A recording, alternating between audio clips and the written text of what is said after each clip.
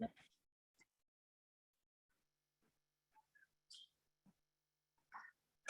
good afternoon. I would like to call the PCPID meeting to order. My name is Jim Brett. I'm the chair of the President's Committee for People with Intellectual Disabilities, commonly referred as PCPID. I'd like to welcome all PCPID committee members joining today's meeting. As background for members of the public, our committee has 33 members. Of the 33 members, 20 are citizen members and 13 are ex officio members representing the different agencies across the federal government. I am delighted to share that all 33 members confirmed participation in today's meeting. Thank you to all of the PCPID members for your time this afternoon. I would also like to extend a very warm welcome to the members of the public listening into today's program. We announced today's business meeting in the Federal Register last month. We have over 400 individuals registered for this event, and we thank all of you for joining. I'd like to briefly take a step back and share how we got to this point today. After the full committee convened in July of last year, there was a consensus reached by the PCPID committee to focus on home and community-based services, HCBS. Well, this broad and important topic was broken down into 4 key areas in which 4 work groups were formed. HCBS work groups were established in the following areas: direct support professionals. This work group has been examining the DSP labor shortage crisis. Next, employment. This work group examines how employment of people with intellectual disabilities can be linked to advance competitive, integrated employment in communities. Third, community living. This work group has been examining additional critical supports to promote independence and community inclusion, such as education, housing, health, and transportation. And fourth, federal support programs. This work group examines federal support programs such as Social Security and Medicaid. Since last December, the 4 PCPID work groups met to reflect on these issues. I had an opportunity to join most of those meetings, and I must say, those discussions have been robust and insightful. I'd like to sincerely thank the 9 PCPID work group co-chairs for their leadership. And I appreciate your commitment to lead the national dialogue. I'd also like to thank all the PCPID members that signed up to join the work groups. All of your time and all of your effort has not gone unnoticed. Well, today, our meeting goal is to collectively hear and reflect on the issues identified by each of the 4 HCBS work groups. While there are many barriers identified that bubble up within work group discussions, they will now drill down in 1 or 2 topical areas which invited guest panelists will speak and share their experience or expertise. And today's meeting will support further learning and reflection. The committee will have an opportunity to ask our guest panel questions or share thoughts with peers on the committee. Our collective thinking today will help shape a PCPID report to the president that will begin to get drafted this summer. Well, before we proceed with today's business meeting, I'd like to introduce today's meeting facilitator, Reverend Levine. But we also have a team from Census, who also will be joining us today, Halima Kamara and Joanne Kim. Well, Robin has worked in the field of IDD for more than 35 years. In her earlier career, she was the Assistant Director of Technical Assistance for Temple University's Institute on Disabilities. And at Temple, she worked on state and national research, monitoring, and quality improvement projects. Currently, Robin is a program manager with the Columbus organization. And she facilitates statewide stakeholder meetings for the Pennsylvania Office of Developmental Programs and develops and delivers training to professionals on best practice and federal and state regulations. Robin, thank you for taking time to facilitate today's discussion. You're welcome, Jim, and thank you. Good afternoon. Hello, everyone. Let me start by sharing some housekeeping items to help the meeting run smoothly today. The meeting agenda is currently posted on the ACL PCPID website, and a member of our team is going to enter that link into the chat. You can also Google ACL PCPID and find the ACL page. Scroll down to PCPID meeting agenda at the bottom of the page. Today's meeting is being recorded. ACL will post the slides and the transcript from today's meeting on the ACL PCPID website.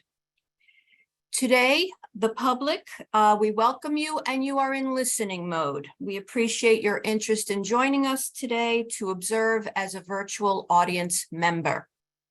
Committee members, your microphones, your lines are muted to prevent background noise from interfering with the presentation and panelist conversation. So when we get to the discussion period after each work group presents, you will be able to open your microphone on your own. I will call people's names and ask you to unmute, or you can also use the chat feature and type your comment, your question, or your reflection into the chat. I will read those out loud. Finally, we give thanks to our ASL interpreters today. If you wish to take advantage of the ACL interpretation, you can click the interpretation icon at the bottom of your screen. Then you'll have a choice to, and you should select ASL, American Sign Language. Also, as you can see, our interpreters will be spotlighted throughout the afternoon. So let's continue with opening remarks from Allison Barkoff, the ACL Acting Director. Allison will also be speaking on behalf of Jill Jacobs, the Commissioner for the Administration on Developmental Disabilities, who is unable to join us today. Jennifer Johnson, the Deputy Commissioner for the Administration on Disabilities, is also with us today, and Jennifer is the PCPID Designated Federal Officer for today's meeting. Allison, welcome. Great. Thank you so much, Robin and Jim, and to all the members of the President's Committee for People with Intellectual Disabilities. Welcome, and welcome to the public that's joining us. I know that I speak for all of ACL's team when I say it is such an honor and privilege for our agency to support your meetings and assist you as you work towards your report to the President. The topic that you're focusing on, Home and Community-Based Services, or HCBS, and all of the parts of it, community living, employment, the direct support workforce, federal support programs, and more, is so critical and so timely.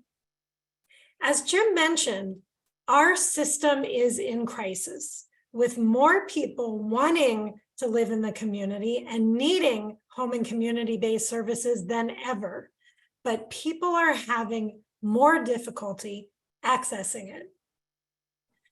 The workforce has gone from a long-standing problem to a true emergency, with more than 75% of providers turning down referrals and more than half closing services. We need to ensure these workers are treated with respect. They are doing critical jobs. At the same time, wait lists for home and community-based services are continuing to grow, and we're starting to see people who are authorized for services unable to get them. Combine that with families having to take on more and more providing of unpaid care because people cannot access formal HCBS.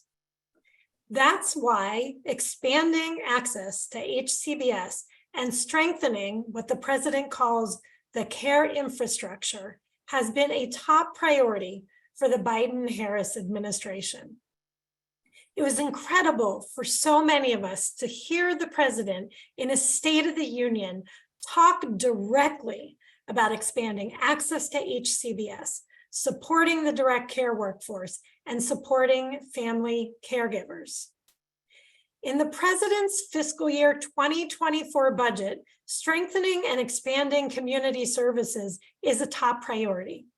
He proposed $150 billion, yes, billion, investment in Medicaid-funded HCBS. And ACL's budget includes a focus on strengthening the care infrastructure too.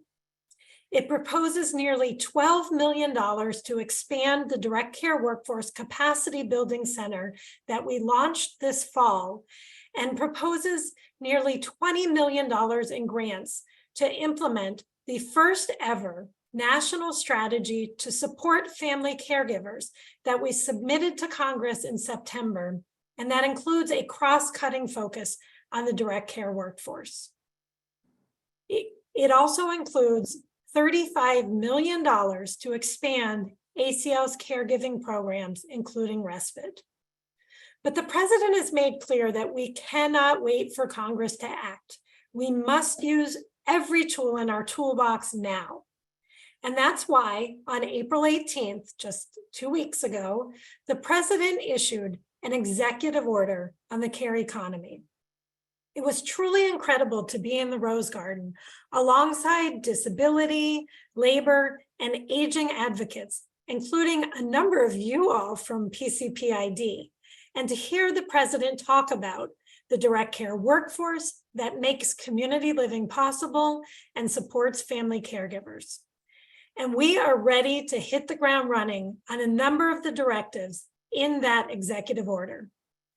One that I want to specifically mention to PCPID and to the public is a proposed regulation that came out on Thursday from the Centers for Medicare and Medicaid Services called the Access Rule. It's about making sure people can access high quality Medicaid services, including HCBS. And it includes a number of new requirements, including ones that would strengthen and improve the quality of direct care workforce jobs, provide public information about wait lists and access to services, set new requirements around health and safety, and establish new quality requirements. It is truly, truly a big deal. ACL put out a blog on Friday morning explaining the major HCBS provisions and how to comment. You can find that on acl.gov under Newsroom. I also wanted to share with committee members that it's not just in the US that these issues around HCBS are so important. There is significant interest internationally. Last month, I spoke in Geneva before the United Nations Human Rights Council to share the work of the United States in a session focused on how to create disability-inclusive, gender-responsive, human rights-centered care and support systems. I shared the work that we are doing and specifically mentioned the work of PCPID.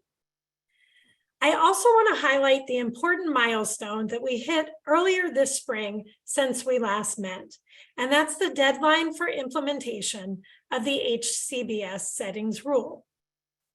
The settings rule is at its core about self-determination by people with disabilities and about protecting basic human rights.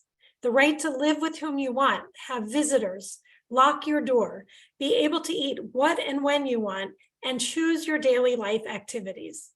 And for far too long, these basic rights were not part of the lives of so many people receiving HCBS. And the rule came about, and the success so far in its implementation directly because of the engagement and advocacy of people with disabilities themselves and their families. ACL has invested in funding grassroots advocacy around HCBS, and we will be continuing to expand that reach.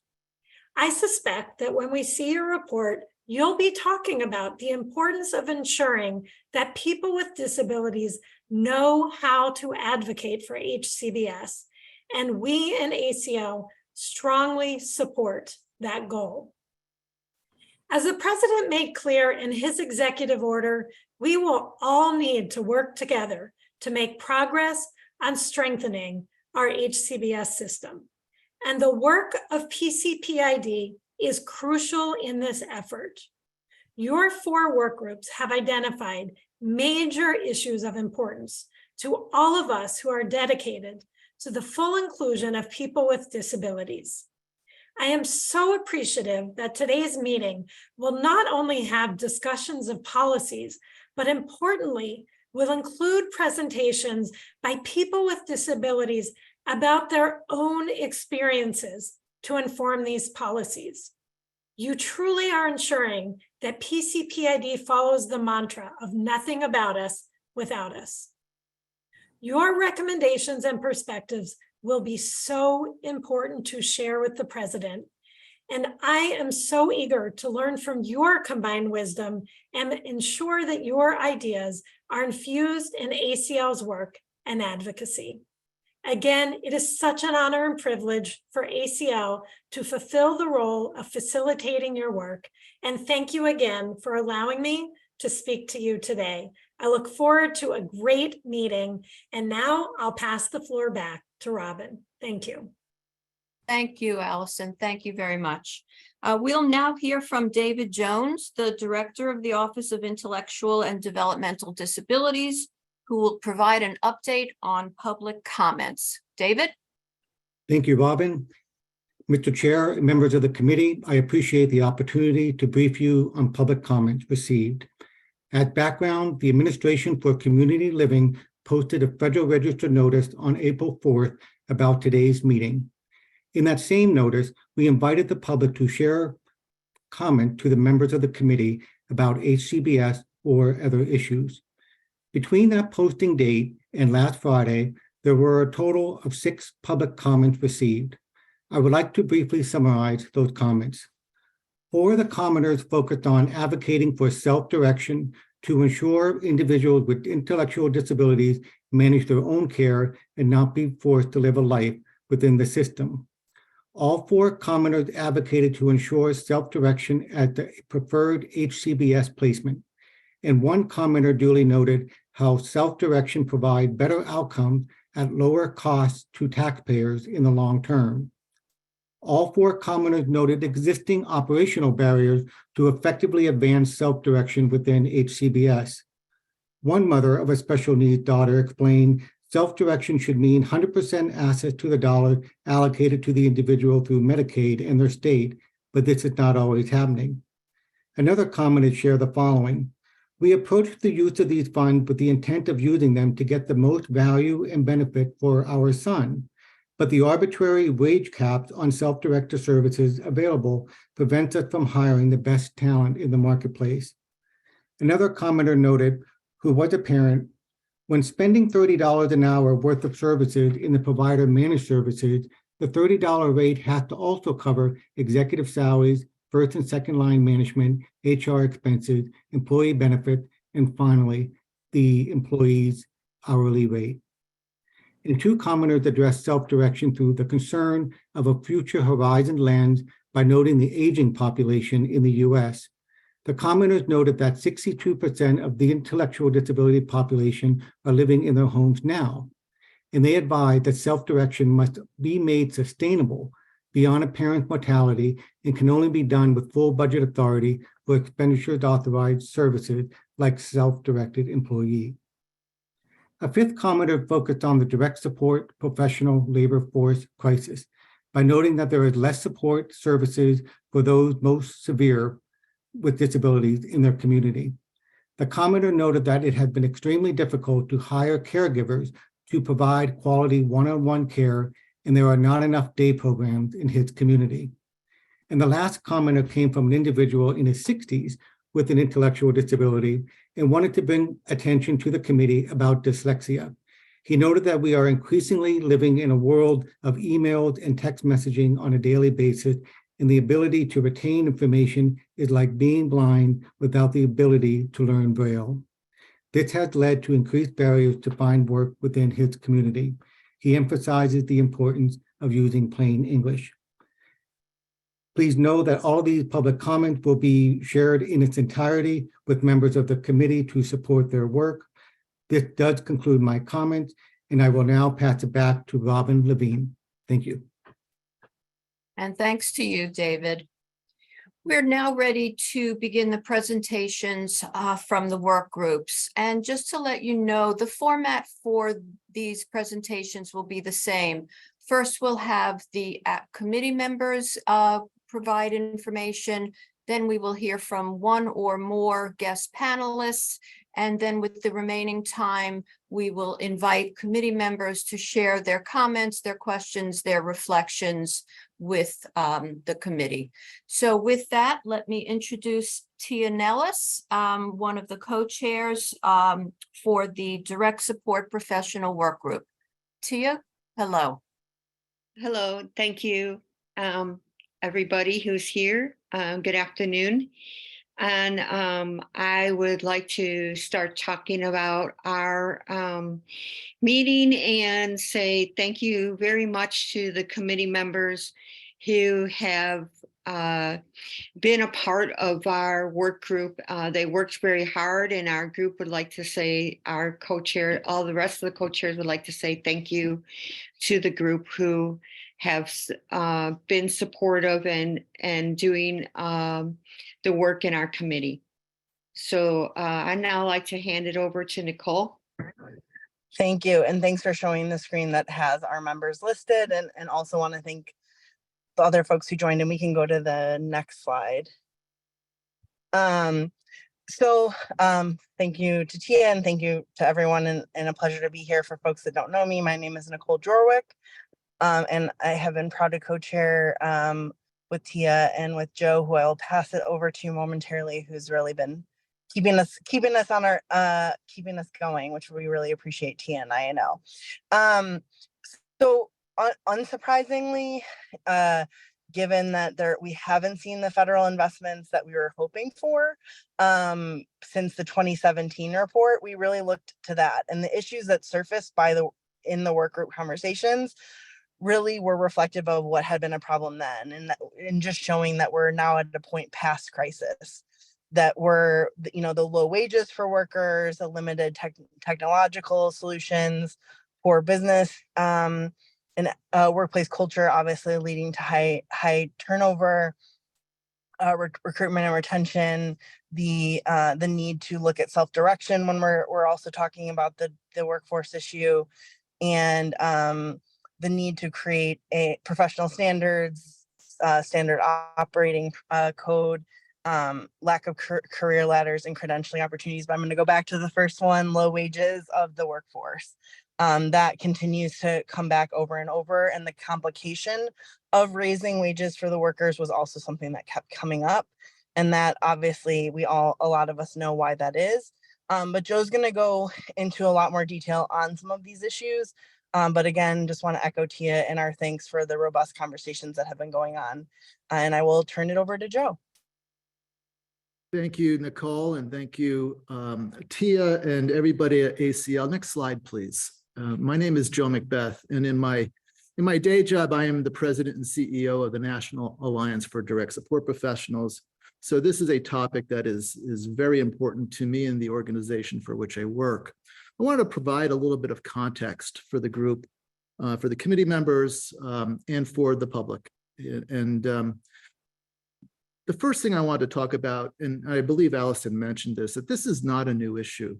Workforce issues such as recruiting new workers, keeping direct support workers, training them have always plagued HCBS services. I began my career 40 years ago as a direct support professional, and I can assure you that we had these very same issues 40 years ago. In fact, it has been well documented in research for more than 30 years that we could have expected a workforce crisis around the year 2020. And I believe that we throw the word crisis around a little bit too often. A crisis doesn't last 30 years. This has become a systemic failure to address the most important resource in our HCBS service system.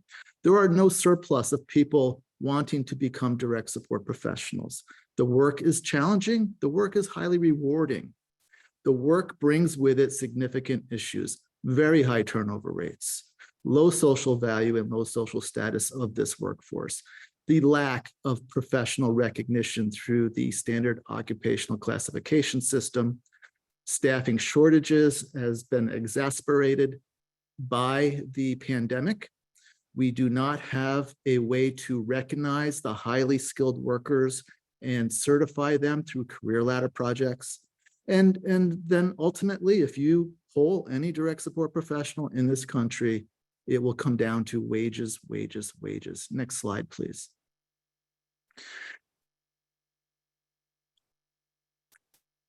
Some reason, according to the National Core Indicator Staff Stability Survey that was released back in February, the nation sees about 43% annual turnover. That means nearly 5 out of every 10 direct support professionals who are hired this year will not be here next year. And the reasons for their departure vary. Wages is certainly one of them. Meager benefits. The challenges of the work. It's physically challenging work. It has a high rate of injury for direct support professionals. We ask direct support professionals to use their own judgment while working in the community on a daily basis, and they have high accountability for their actions. We also see, and one of the things that I worry about the most is professional isolation and workplace culture, how direct support professionals are regarded and treated in the place of work of their work, and also in working in self-directed settings, do they have connections with their colleagues who are doing the same work? As I mentioned, the lack of career ladders and career lattices, insufficient and inadequate trainings. Are the trainings that our direct support professionals receiving based on competencies?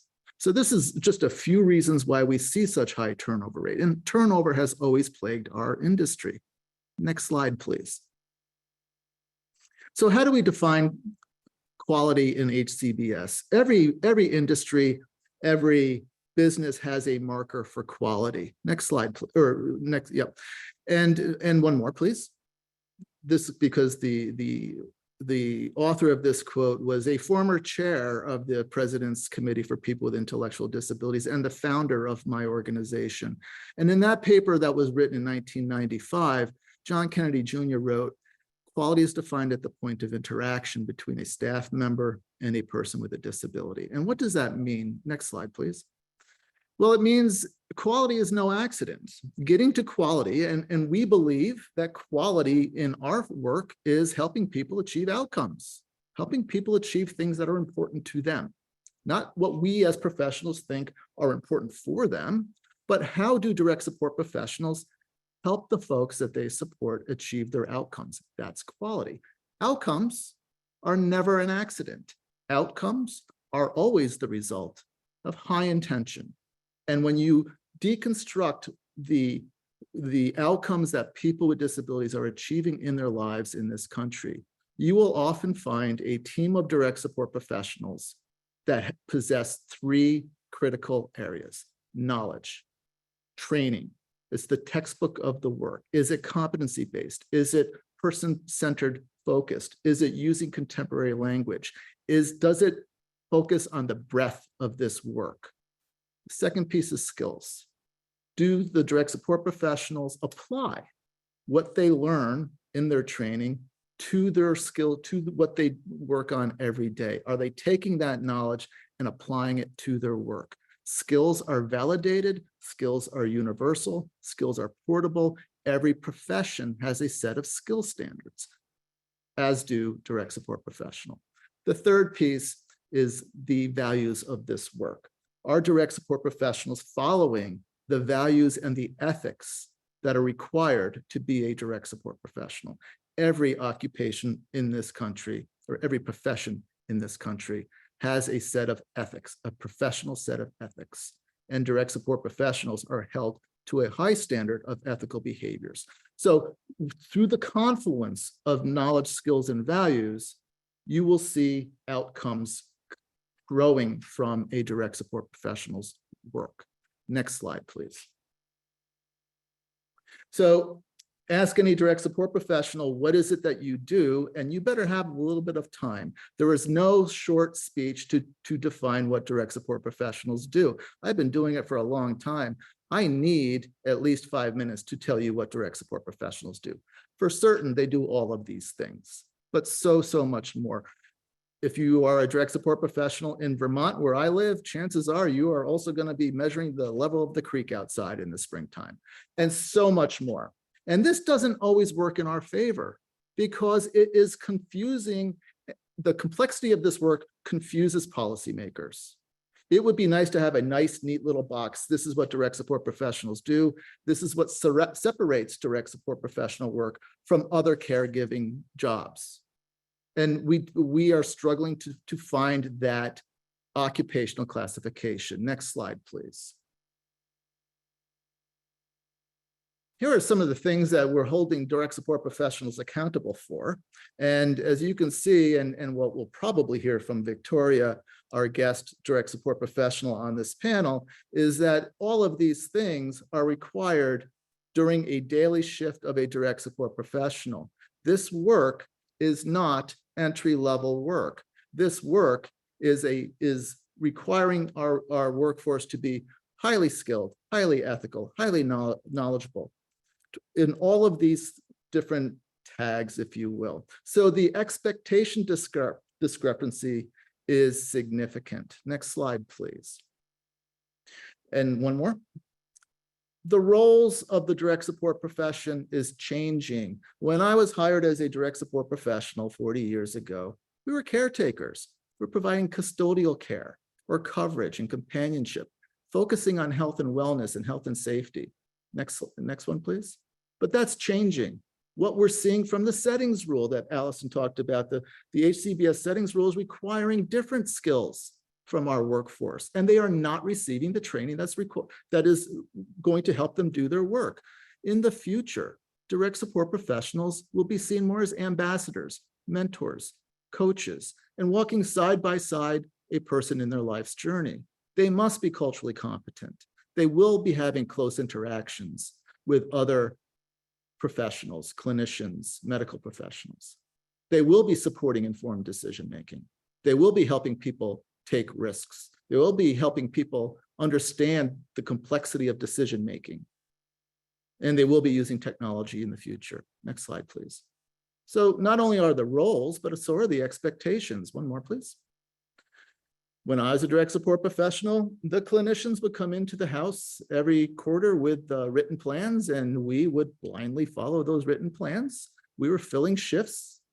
We were doing basic community outings. And if you were a direct support professional in the 1980s, like I was, you were probably riding around in a van. In the future, I believe, and we as a committee believe, that DSPs will be helping people write their own plans of support. They will be helping people build meaningful relationships and friendships. They will have a distinct focus on inclusion and understanding that community outings are not inclusion. Inclusion means people are missed when they are not part of their community. DSPs have a heavy role in inclusion. In fact, HCBS will not exist without a competent, stable, skilled direct support workforce. Next slide, please. We often talk in terms of What is a profession? One more, please. Well, I looked up one more, please. The difference between an occupation and a profession. Occupations are just activities undertaken by anybody to earn a livelihood, to make money. I had an occupation in high school. I worked at a fish market. In direct support work, one more, please. You read the definition of a profession. It is an activity that requires specialized training, check. Knowledge, qualifications, skills, check.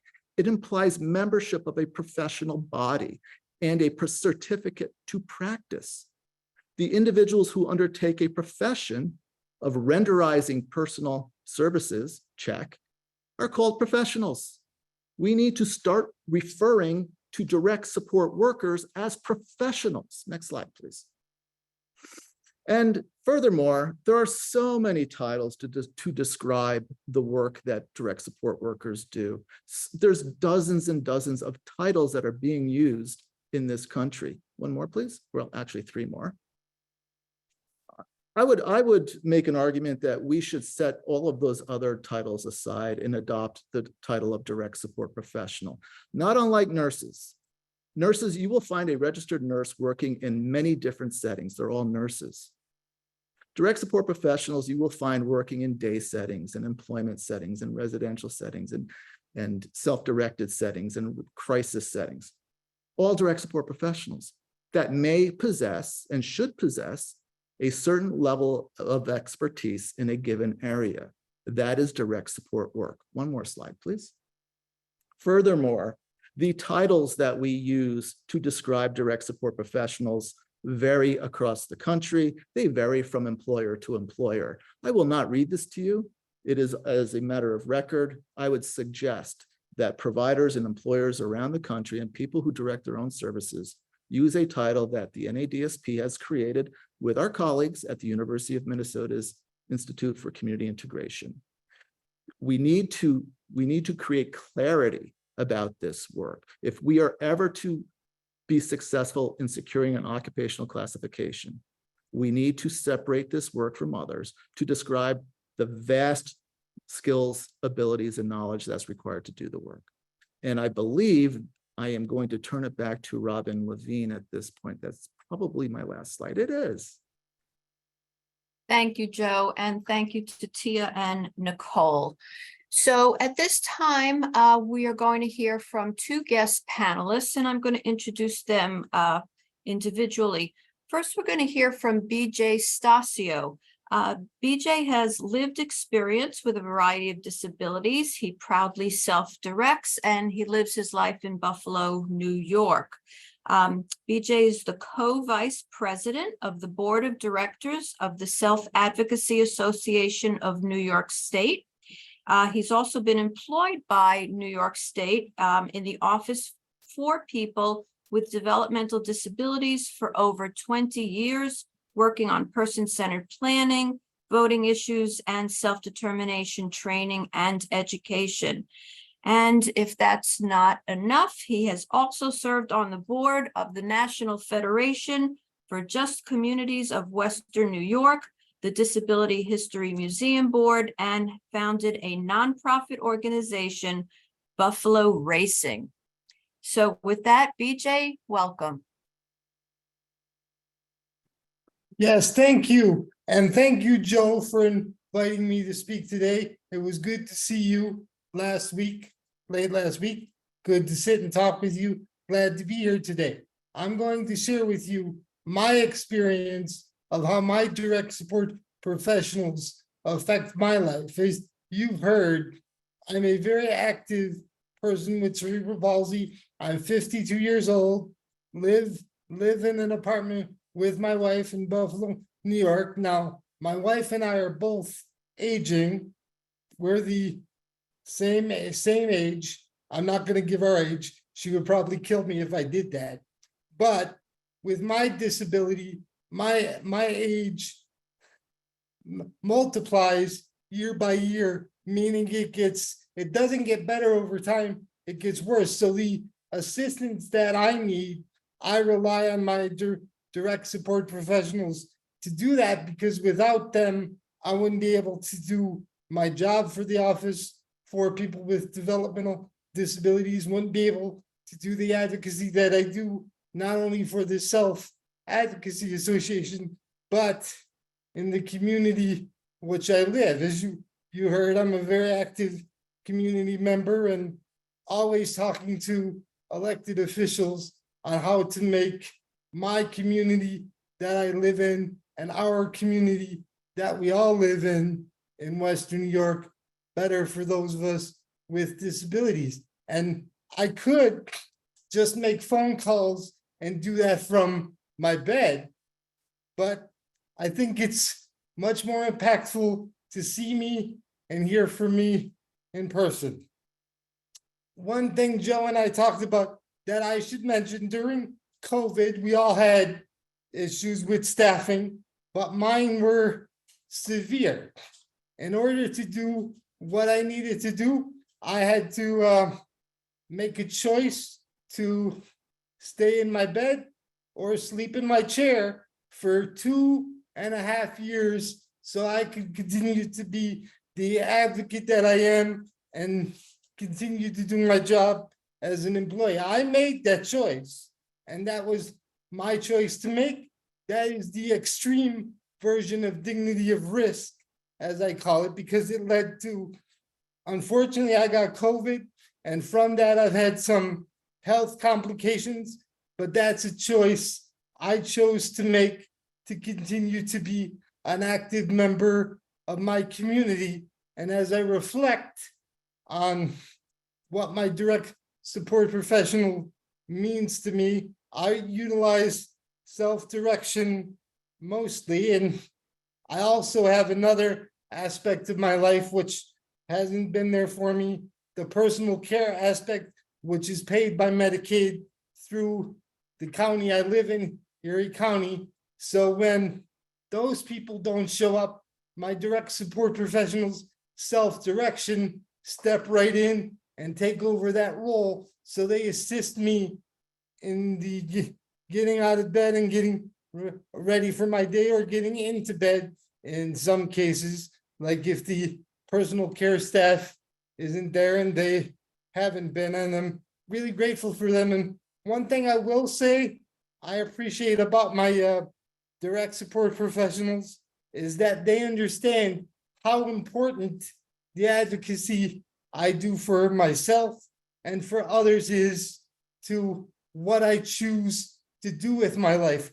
They understand that the advocacy I do for myself and for everyone else is what makes me move, what makes change happen. And with their help, they are a part of that change. Like when I'm invited to speak at rallies at our state capitol in Albany, there could be so much as a couple days notice, and my staff drop everything. They just say, let's go, let's pack up the car, let's go. There's no thought of, well, we need to rearrange schedules. She rearranges her life so I can do what I need to do. And I am very grateful for that. And during COVID, we would go grocery shopping because, believe it or not, that is not one of my favorite valued outcomes, to go grocery shopping, but we all need food. So I suck it up and do it. So we've had situations where I've gone up to people and said, hey, you look like you need a job. Want to come work for me? And that was one of the things I talked about during my New York State Senate testimony. And I think it floored everybody, even myself. And one of the fears that I do live with, as I told Joe last week, that without this direct support, I would end up in a nursing home and be forgotten about. Even though I know that's not going to happen, because people around me do care, my natural supports do care, but when my direct support professionals can come, because life happens for them too. It's not all about me all the time. I have to remind my direct support staff, you have a life too. But that's the fear that I live with, that I could end up in a nursing home. And I've been thinking a lot about that. And believe me, I don't want to, nor do I want anybody else I know to end up in a nursing home. We should have every right to live where we want to live, regardless of the support we need. I don't need a handout.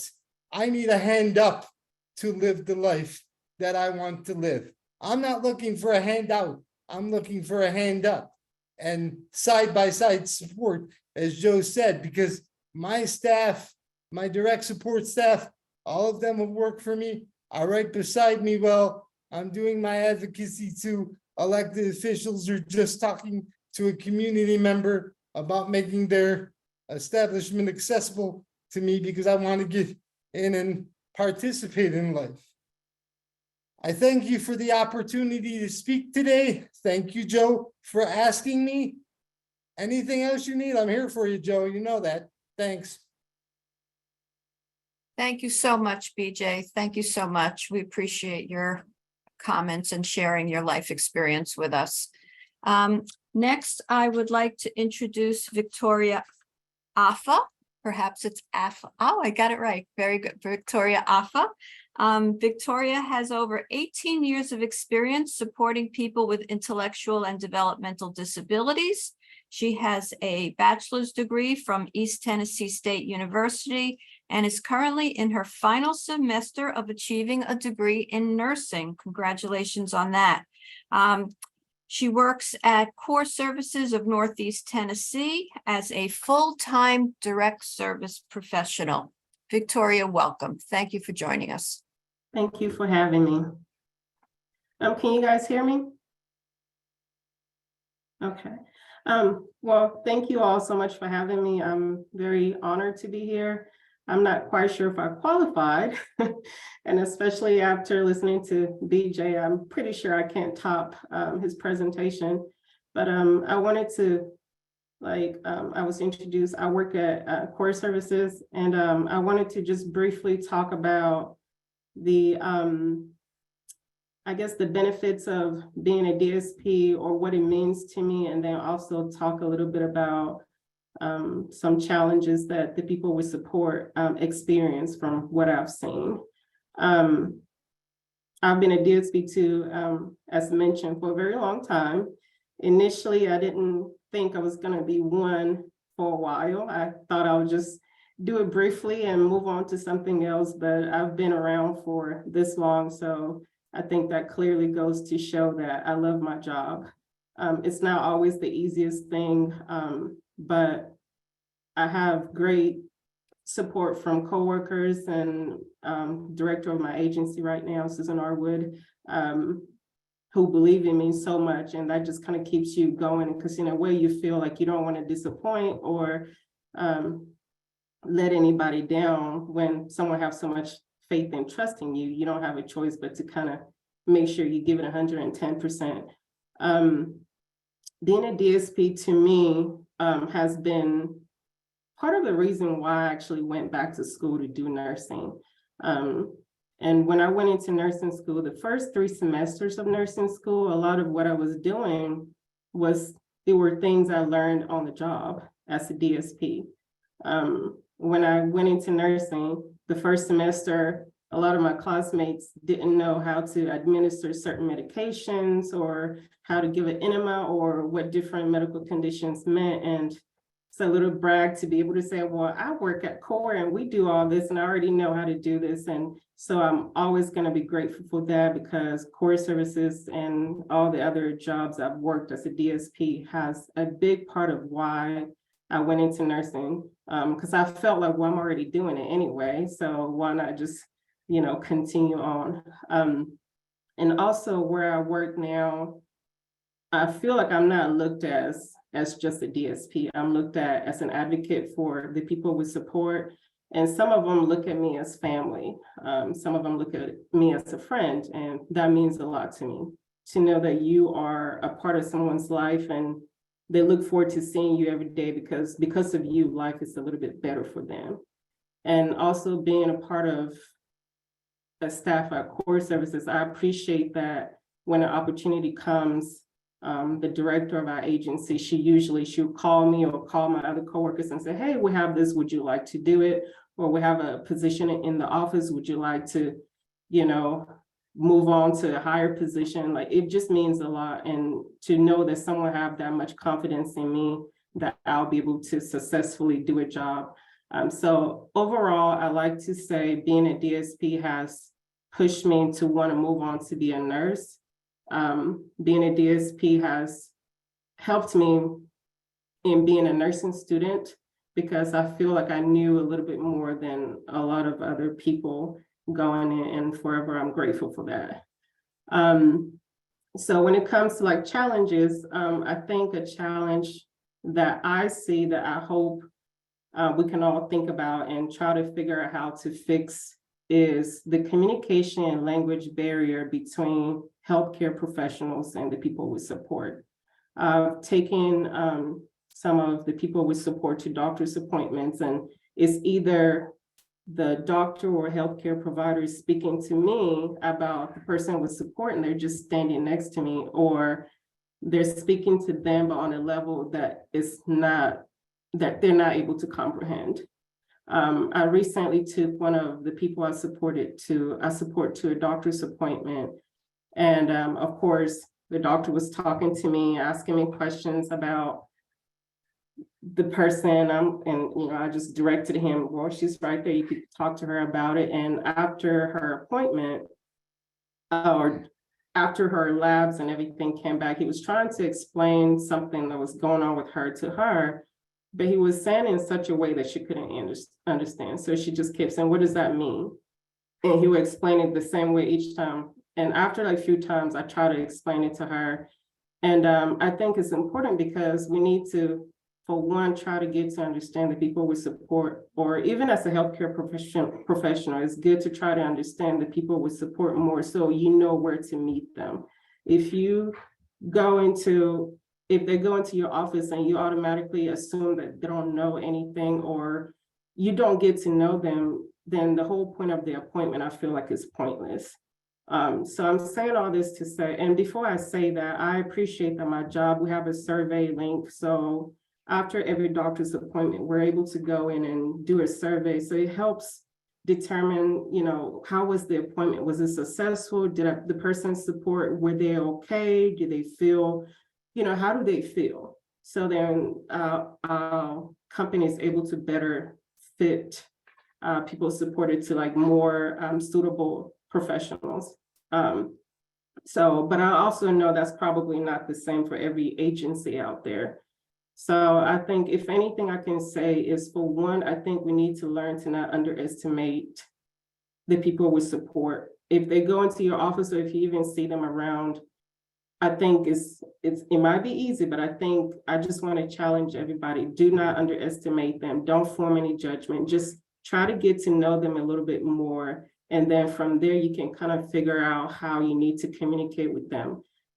It's to look at their disability over looking at them as a human being. It's an unfortunate mistake that a lot of people make. So I feel like, if anything I've said, if you guys don't get anything from anything I've said today, I hope that we can all learn to just not underestimate the people with support. A lot of them, sometimes I feel like they're actually even smarter than I am sometimes, but just learning not to underestimate them, learn to know them as a person and understand where they are, so that you know how to properly assist them. That's all. Thank you, Victoria. Thank you so much. We appreciate your insight, your perspective, and your commitment. Thank you so much. So committee members, it's your turn now. If you are a PCPID committee member and you have a comment, a question, a reflection, something that you would like to share, please use the hand raise icon at the bottom of your screen. I will call your name and you can unmute your own microphone. You also have the option to type something into the chat. That will be publicly viewed and I will read it out loud. So we do have a couple of people with hands up. James Meadors. James, Would you unmute your microphone? Sure. My name is James Meadows. I'm from San Antonio, Texas, and I'm a committee member.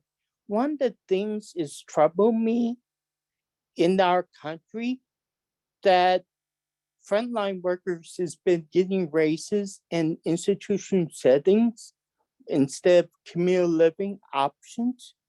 Do you guys look at that and how we could come back from that to put more money in home community-based services, because it's up to the state representatives and the senators and the leaders in our individual states. And the second part of my question is why we did not talk about the challenges, things about workers have to deal with, especially raises, administration costs, and the challenging things. It's great to show the good, but sometimes we need to show the bad to make the system better. Thank you. Thank you, James. Would anybody from the work group or ACL like to respond to James at this time?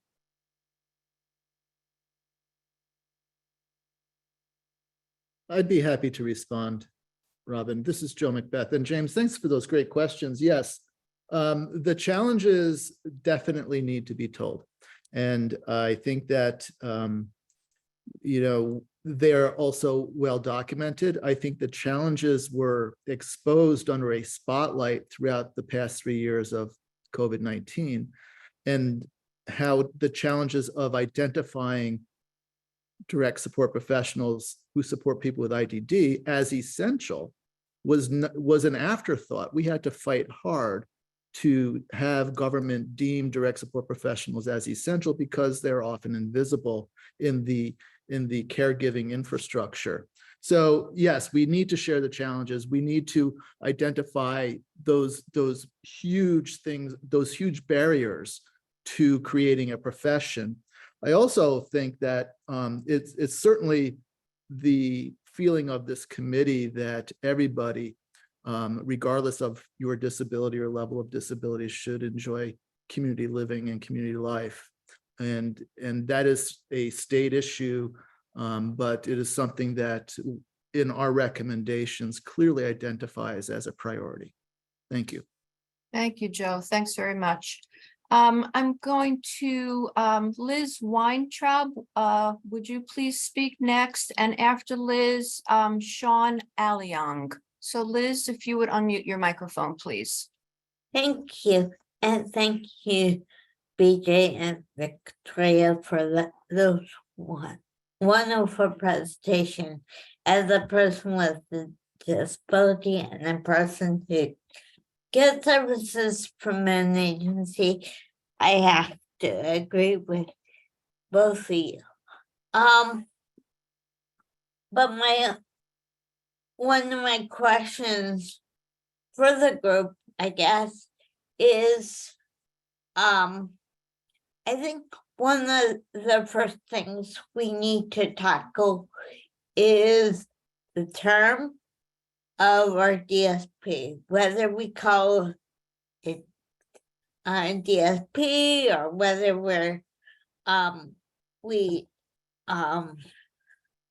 we call them caregivers. I personally don't like that term, but I'm just one person. But I think that we're confusing the field.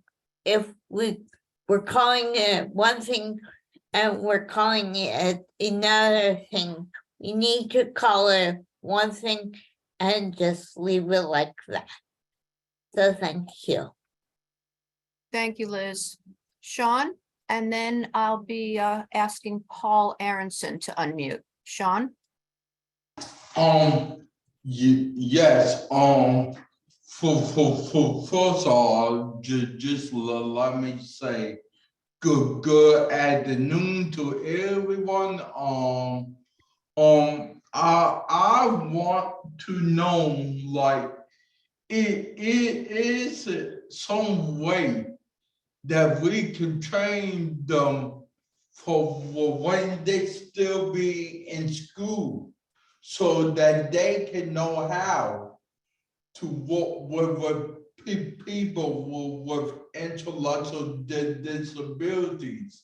Because just like Miss Victoria said, that we had to treat people with disabilities with respect, and not like psychic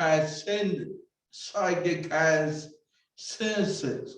So I want to know, is there any way that we can train them, one, how to communicate, number two, teach them how to develop a plain language so that everyone can understand, and B, teach them how to just treat people like basic human beings that have intellectual disability.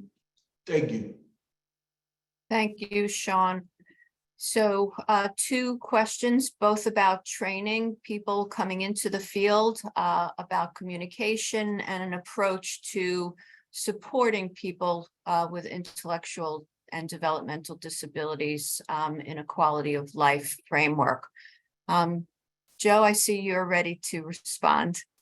Well, I also want to give my other subcommittee members an opportunity, but Sean, you raise a really good question.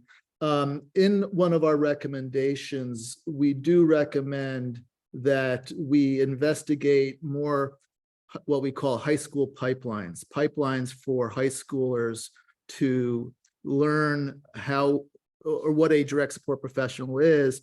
There's some vocational training schools many vocational training schools in high school have career tracks for home health aides or personal care attendants, which is wonderful.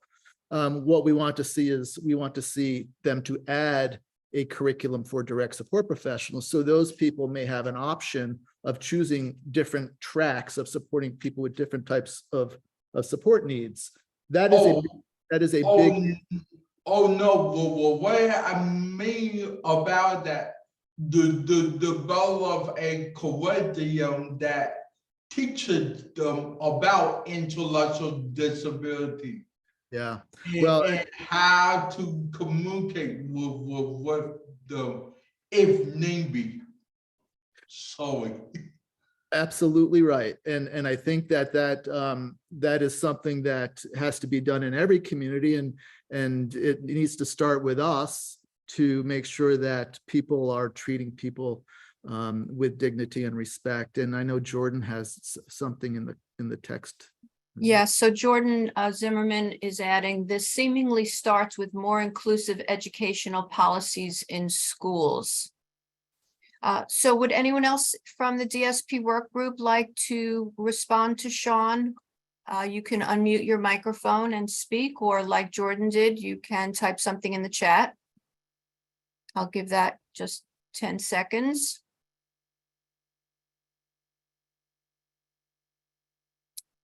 Not hearing anything. Oh, hello. Yes, please. So you know. I'm sorry, is this Tia? Are you interested in speaking?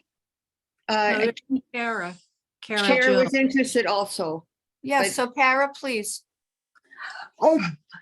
I grew up with the support people. I built what people.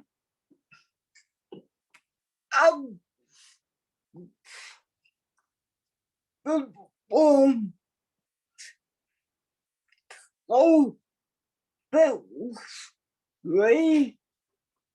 Okay, go ahead. You've had people who worked with you? Yeah, they would build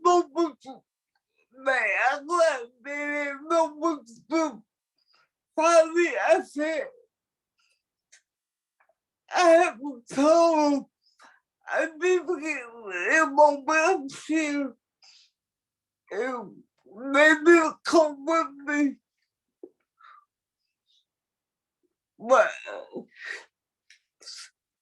I don't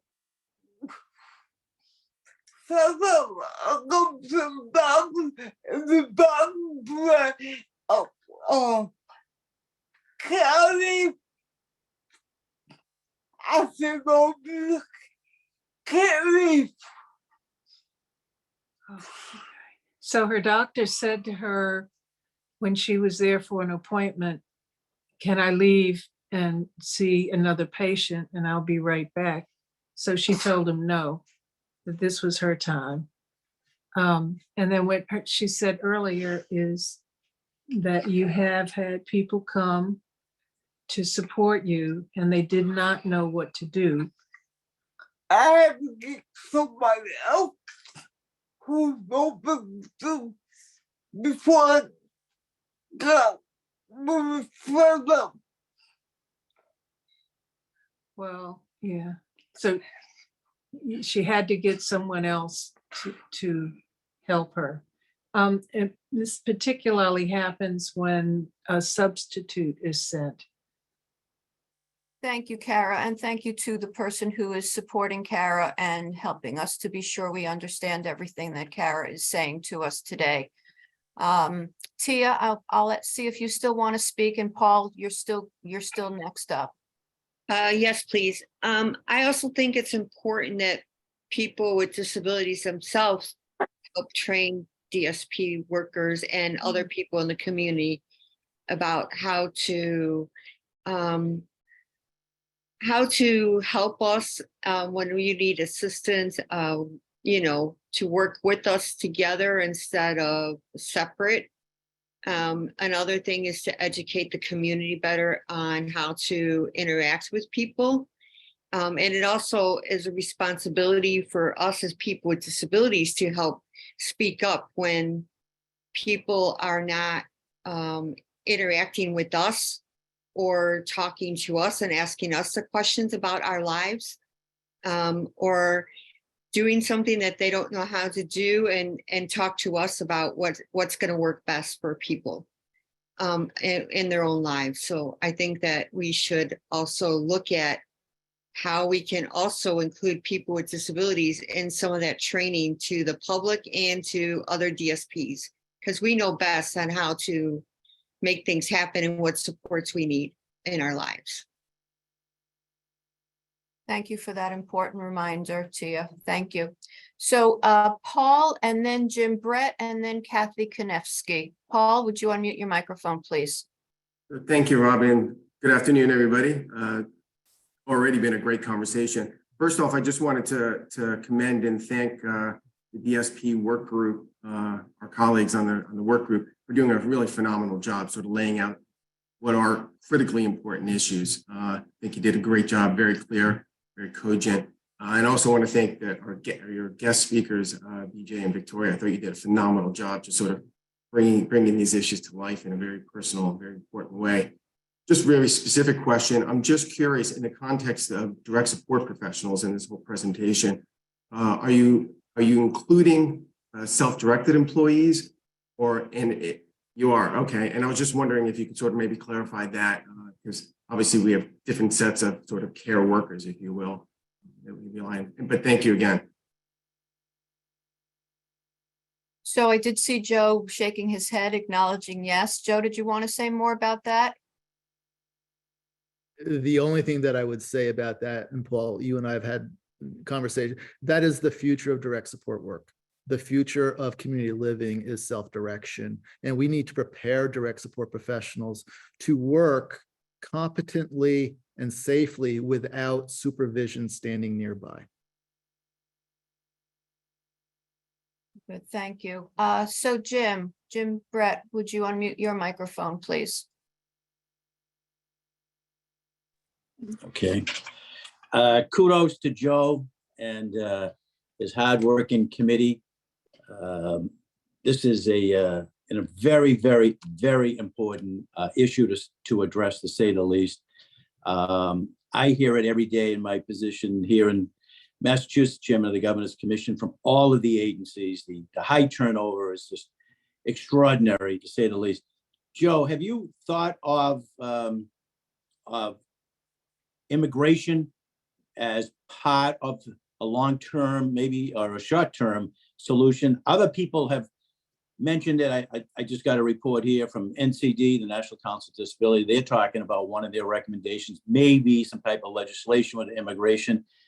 Seven Hills, which is one of the largest human service agencies in New England, they've been advocating this for the last year, and they've been working with Congressman Jim McGovern. I was just wondering, would this be something that you would be looking at down the road when you put together your recommendations? And before you answer, again, kudos for the great work that you're doing, but your expertise and your knowledge adds so much to whatever we put together as recommendations.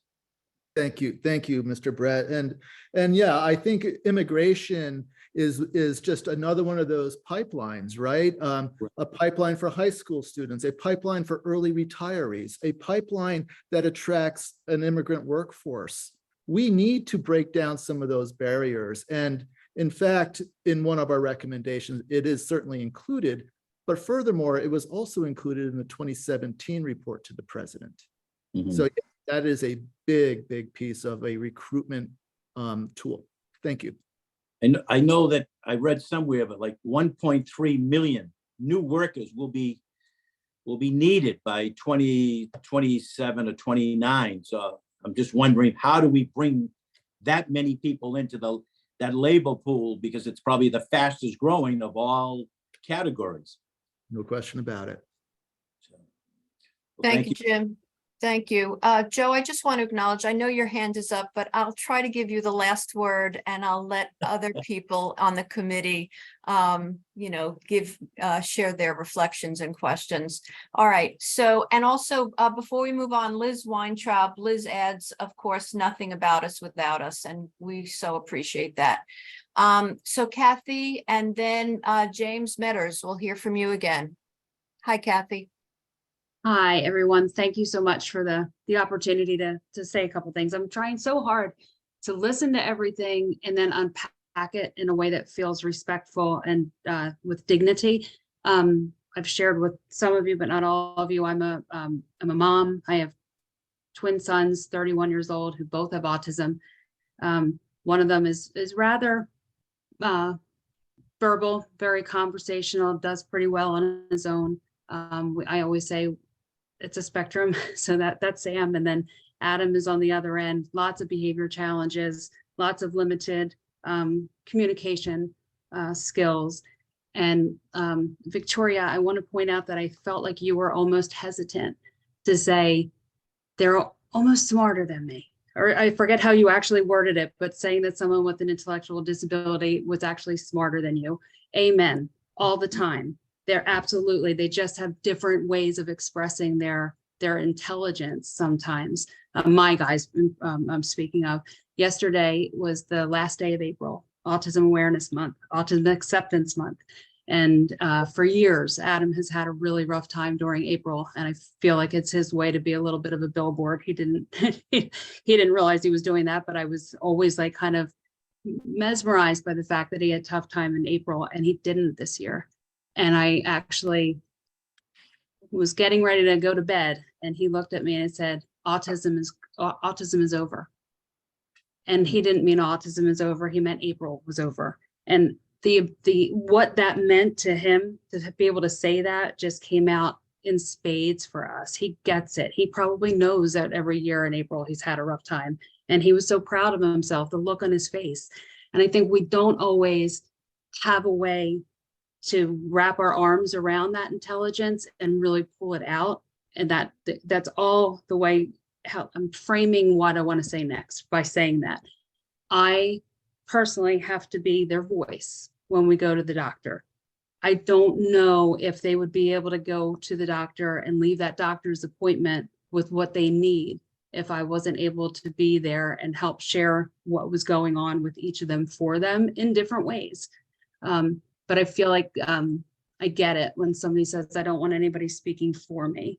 But I think we have to be so aware that you all need someone that does have your voice for you when you're not able to have that message come out of your mouth or out of your brain somehow to the person that's going to be able to help you.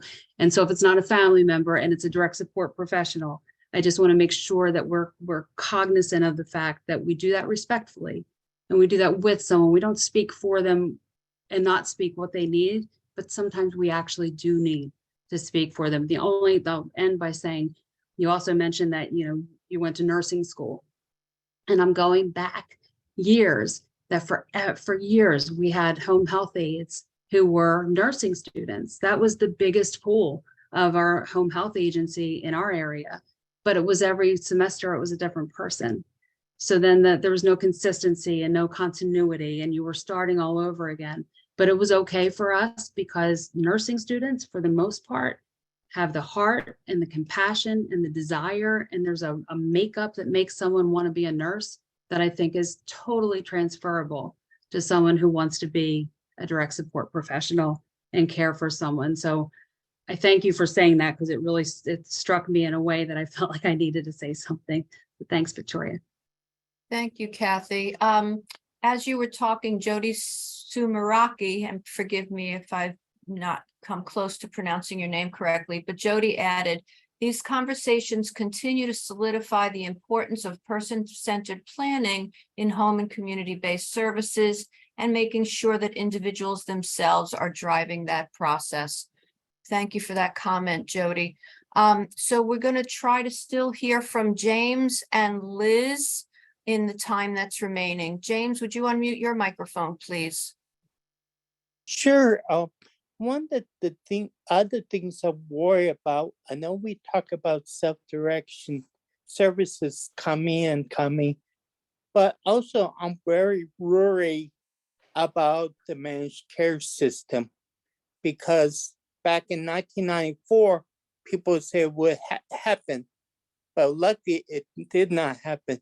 But now, today, a lot of insurance companies and different plans, they want to do more direct care stuff, and how we could get away from a managed care idea if they want to do it to a self-directed plan, because a lot of insurance is very invaded in each state. I'm not just saying Texas, but many other states, and how we could teach them about a person-directed services if we don't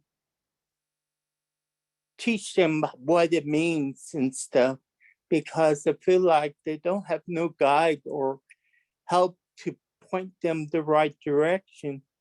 They have some ideals, but I feel like as a committee, we could educate more to like the managed care companies, because I see names all over the country to be sponsors of different self-advocacy conferences, to different organizations who focus on people with disabilities. And I'm very concerned about that. And I wonder if we have a way to train health insurance to think self-directed services, not just a managed care way, because we have some good stuff and bad stuff with managed care. So far, I see a couple bad things, and I'm very concerned about it. Thanks for the question and your comment, James. Eva Bunnell is reinforcing your concept, and she's saying great idea. Would anybody from the work group like to respond? I'm being very mindful of time, wanting to get as many people speaking as possible, but if anyone from the work group would like to respond to James, please open your microphone. This is Nicole, just really briefly. First, hi, James. And I would just say that that's a really important point, especially because obviously when managed care is involved, it impacts the rate, which obviously goes to the wages for DSPs. So I'm sure it also could tie into the community living subgroup, but we'll definitely keep that in mind. And it's definitely a very troubling thing that we're seeing in Texas and in New York and in other places. So thanks for raising it. And thank you for jumping in, Nicole. All right, Liz, hopefully a quick response, and then we'll have the last word from Hillary, perhaps. Go ahead, Liz. Yeah, and I'm sorry that if I'm talking too much. You're not talking too much. I'm just aware of the time and want to get one more person to speak. Okay, anyway, I'm really concerned during, early on in the pandemic, people kept on talking about nurses and doctors and healthcare workers that keeping people safe. And that's all true and good, because people were sick and whatever, but they were not talking about DSPs. And I'm concerned that a lot of providers kept DSPs living with people for weeks at a time in the provider that I get services from. And I don't live in a group home.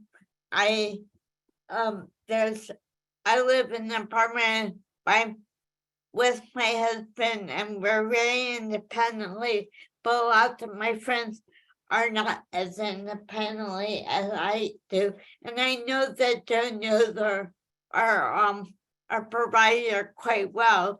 And they keep them safe, but by rotating the DSP over a week or two at a time. And I'm just concerned that the public are not giving DSP their due. And I'm concerned that they care more about nurses and doctors than who helps and supports people with disability. So thank you. Thank you, Liz. Thank you for that fine point. Really appreciated. Hillary, please unmute your microphone. Hi, thanks. I'll just be really quick. I just wanted to say thanks to all the folks who presented, and I'm part of the subcommittee, so I don't really have questions. I just wanted to kind of amplify, I guess, like one part of the discussion, which certainly was touched on, but just to kind of amplify the part of, I serve on this committee as the sister of my brother, who has very, very high support needs. He has Angelman syndrome and has what would be called a severe or profound intellectual disability, and really requires quite a bit of assistance. So all the work that Joe and Nicole and Tia led in our subgroup is so important, and just to kind of like amplify the importance of dealing with the DSP absolute crisis and like systemic failure that our country has allowed us to get into here is, we're putting, of course, the folks with disabilities and families in really unsustainable positions. And, this is one where I just really hope, we continue to have the family voices and folks with disabilities. This is just such an issue that we need to be partnering together with and really pushing on, because families are the largest care provider for a lot of folks with disabilities, particularly people with the higher support needs. And my parents are certainly getting older, and my brother lives with my parents, and just seeing the absolute dearth of, whether it's folks to do in-home work or folks to help out, and where he likes to spend his days. It's just, I'm just getting more and more concerned every day with the strains on unpaid aging family member caregivers. And if we don't, hopefully crack this DSP workforce crisis not pretty soon, we're just, the word crisis isn't even gonna kind of fully capture the failures and the impact on the families that are already burnt out, and then creating really difficult situations for people with disabilities that have really, really burnt out caregivers. So that's all. Thank you. Just wanted to add that, amplify that one point that is, certainly part of this conversation.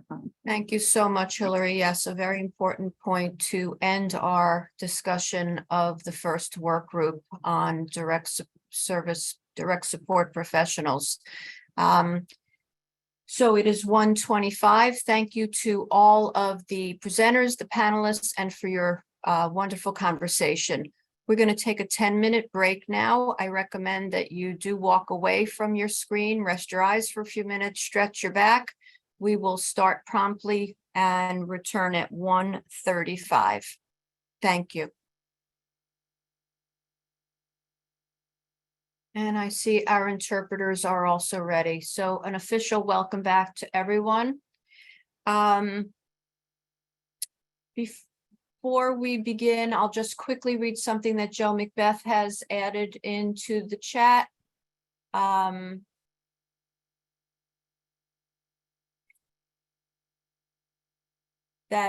highlight a part of BJ's testimony that in the US in the year 2023, a person with disabilities is sleeping in his wheelchair, stopping strangers in a store to offer jobs as a DSP due to a critical shortage of available and competent directs or professionals. So thank you, Joe, for that additional reminder of how critical this issue is. We are moving now on to the next work group, which is employment. And to kick off this conversation, I'm happy to introduce Eva Bunnell, who is one of the co-chairs. Eva?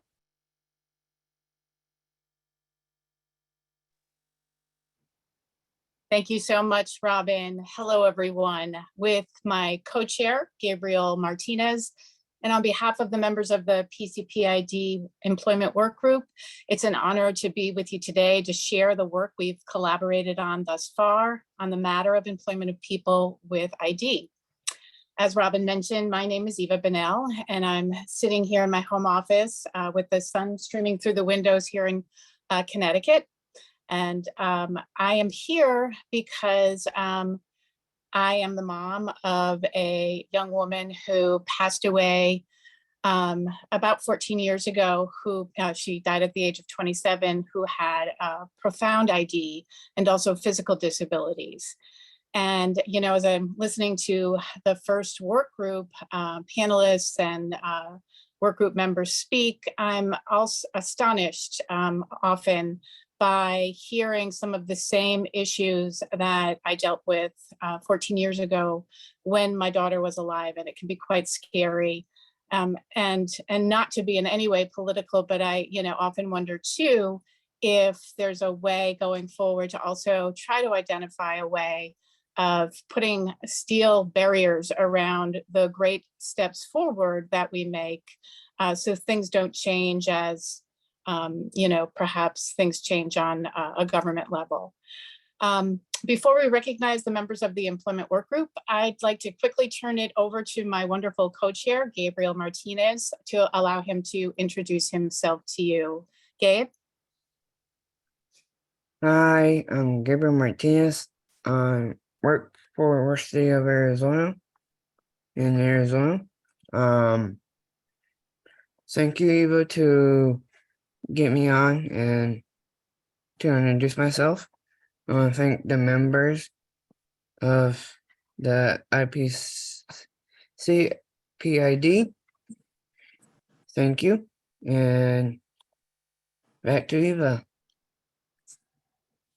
Thank you so much, Gabe. It is an absolute joy to co-chair this work group with you. I'm glad to see you today. So, as with anything good that happens in this world, it begins with having the right voices to speak and bring experiences and ideas to the right people. And we include in that our president, of course, who eventually all of this great information will be going to. It's wonderful to know that we have all those ingredients, with the exception of the president, here in this meeting today. What this hour will share with you is the ongoing work of Gabe's and my collaborators on the Employment Work Group. At this time, we'd like to recognize those members for all of their hard work and shared experiences and ideas they've contributed to our discussions on employment thus far and our understanding of the issues individuals with ID face in procuring meaningful employment. You see the names of the individuals listed here on this slide. I think the one person who is missing should be beside Elise Bass's name, Matt Laprochosa, who is also an ex officio member with the U.S. Department of Justice. He serves with Elise, and they've been incredibly invaluable to our work. I don't want to go through each name, but you see their names there. What you don't see is the incredible passion and experience and knowledge that they bring to our discussions and the written materials that they've submitted. So we want to thank each and every one of you for everything that you do every day on behalf of individuals with ID, everything you've contributed thus far, and everything that you will continue to contribute going forward. Thank you. On behalf of our work group, I'd also like to express my deep gratitude for our special guests you'll be hearing from during this hour. We believe that thanks to them, we're going to have so much more in the way of invaluable information to guide our work. So next slide, please. So we begin with the fact that we know there's data that proves that adults with ID are incredibly dependable employees.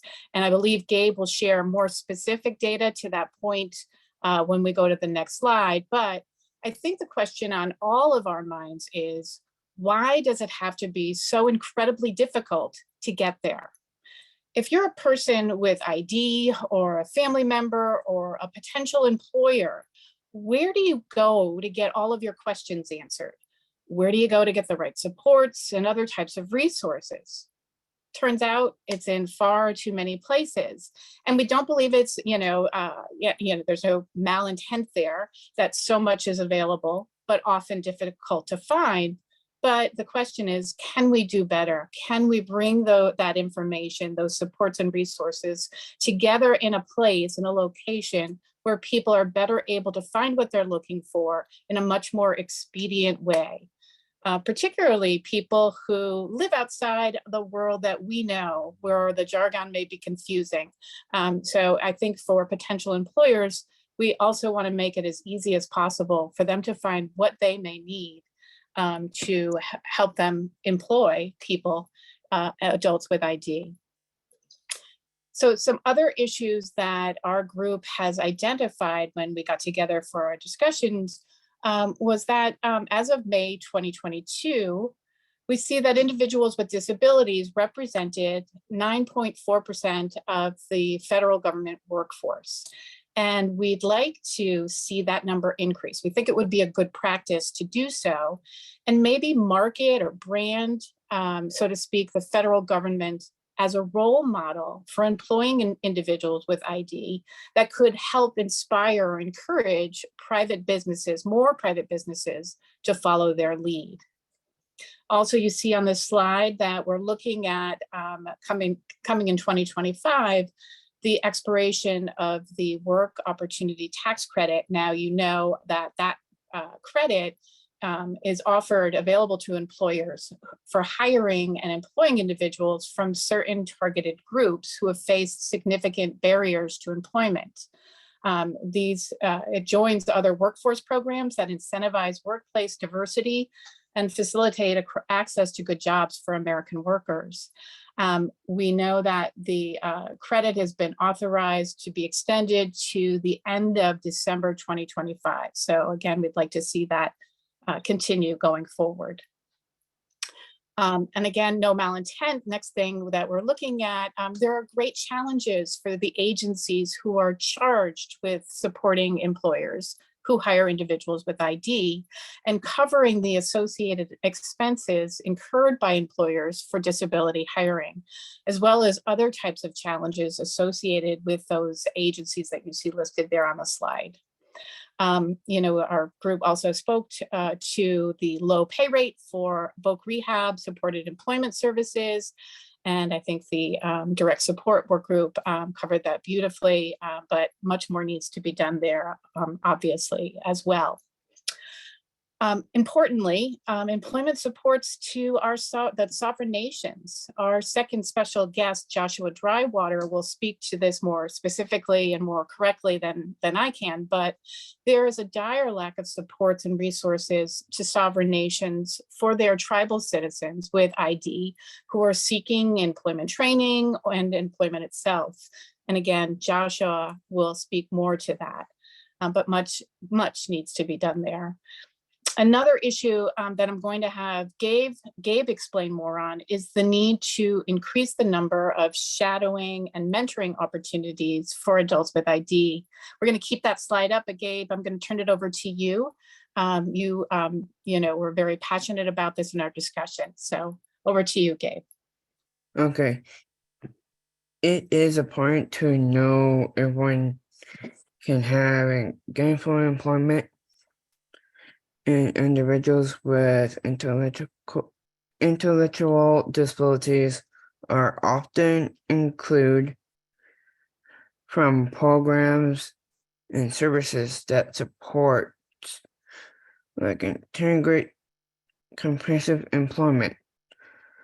Like individuals need to have their own job that they like and match their skills, ensure practice that promote good jobs, and encourage coworkers in the same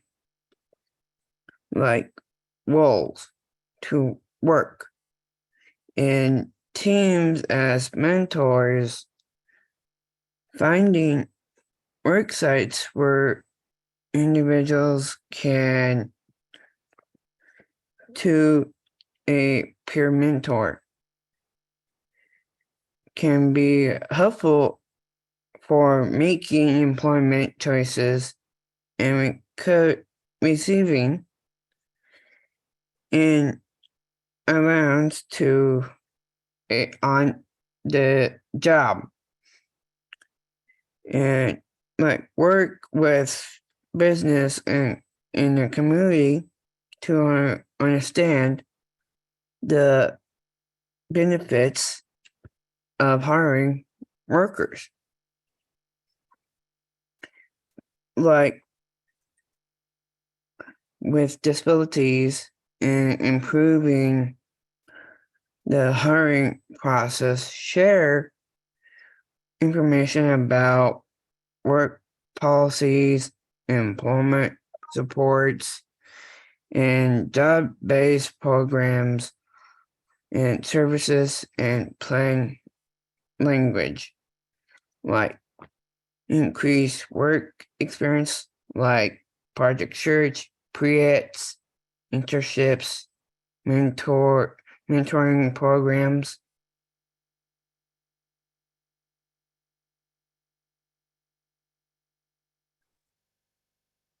To bottom line to increase work experiences.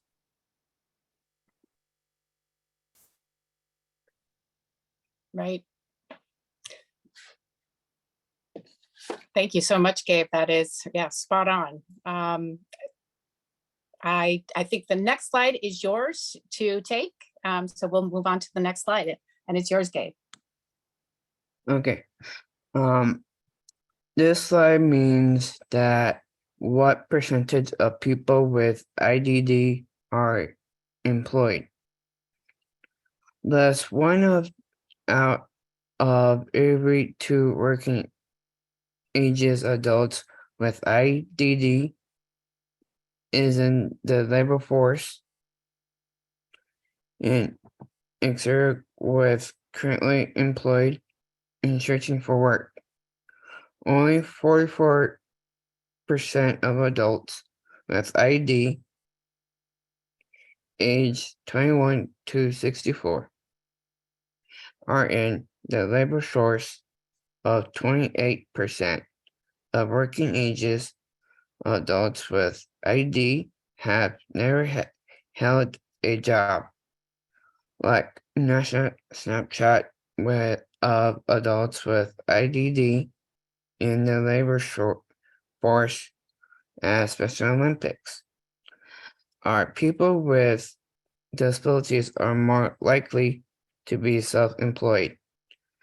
Like overall people with disabilities, all are still less likely to be employed than other counterparts who don't have disabilities, and they are twice as likely to be employed part-time with BLS report said. However, they're also more likely to be self-employed.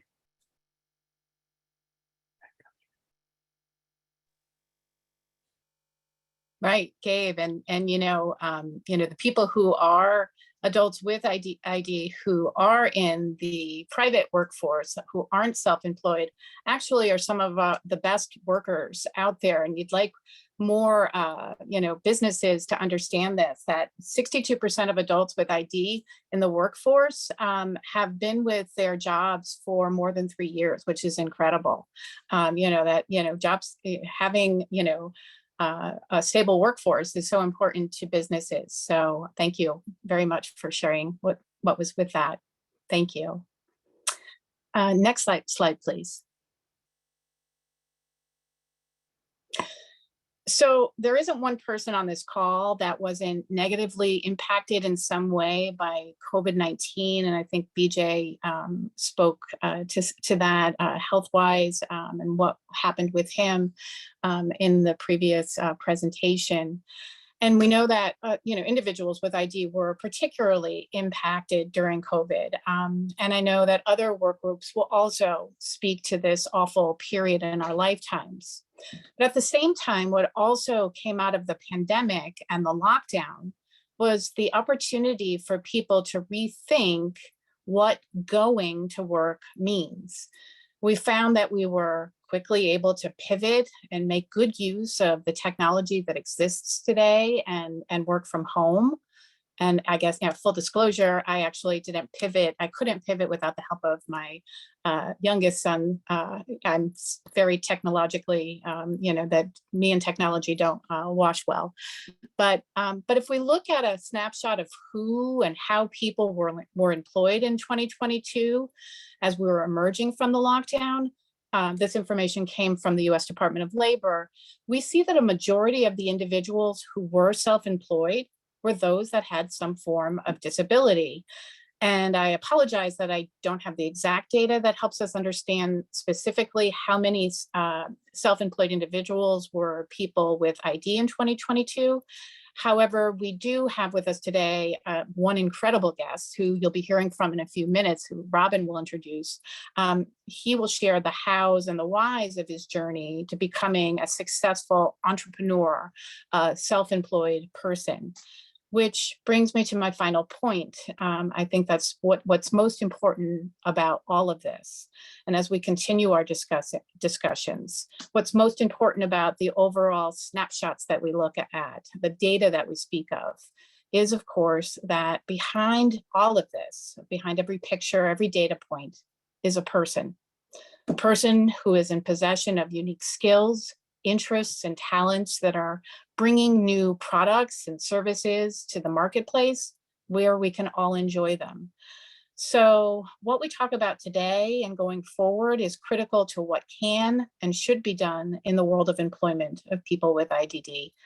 And we thank you so much for bringing yourselves to this important discussion. Gabe, my friend, I'm passing the baton over to you to finish up here before Robin introduces our first amazing guest. Next slide, please.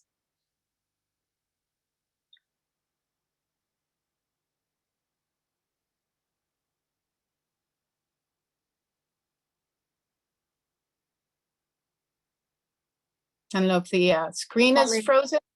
On my end as well, Halima, Joanne has the presentation. There we go. Thank you. Thank you. Okay, for the links for more information, if you want Warrior Island, here's a link of YouTube link that for Orline for DD Center Business Series. It's a video that you want to look at. There's a link for that. If you want to see direct support professionals supporting employment, here's a link for that information. For more information, that national snapshot for adults with intellectual disabilities in the labor force, you can go to state data info to see at least trends in the state performance in their work and participation for people with intellectual and developmental disabilities. Here's a link for national snapshot for adults with intellectual disabilities in the labor force. For a research study commissioned by Special Olympics through the Center for Social Developmental and Education at the University of Massachusetts, Boston, and commissioned by Gallup. And I go to Robin to introduce our first speaker. Thank you so much, Gabriel. Thank you, Eva. Yes, I would like to introduce Alton Stuckey. Alton is the business owner of Alton Stuckey Business Portraits and Beyond. He's a very talented, self-taught artist specializing in portraits. Alton has owned his business for about 8 years, sells his work through social media, in local shops, through word of mouth. And he participated in the Rhode Island Developmental Disabilities Council Business Development Series in 2018. So welcome, Alton. Please unmute your microphone. It's unmuted. Can you hear us? Yes, we can. Okay, hi. Hello. I'm Alton Stuckey. Just like you say, my business is called Portraits and Beyond. Hi, and I'm Marita Williams. I'm Alton's foster mom and his biggest supporter. Yeah. So next page, next, please.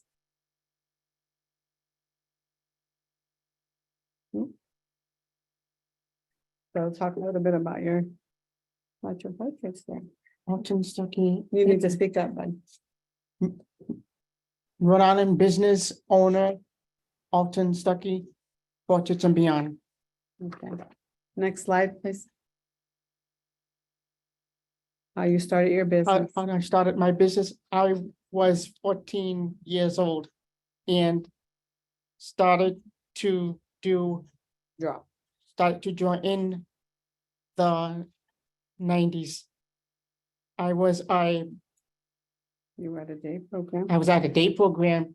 You started to draw. Started to draw and learn new things. Okay. They were an agency that worked. Would you like me to read it? They were an agency that liked to work with people who wanted to learn who wanted to learn art.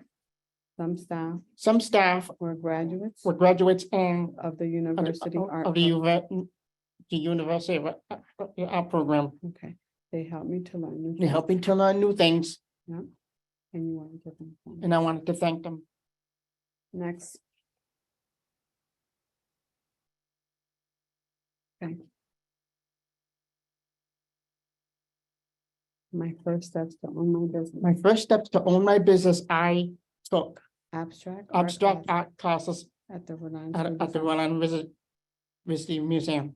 No, School for Design. School for Design. Very good. Then I started doing portraits. Then I started doing portraits. My agency thought I was creative. My agency thought I was creative and had talent. Had talent. They would bring up. They would bring up Images on the images computer, on the computer, and I would draw. and I would draw them. They help me to promote my work. They help me to promote my work. You want to talk about the professor, what he said Yeah. about you? The professor said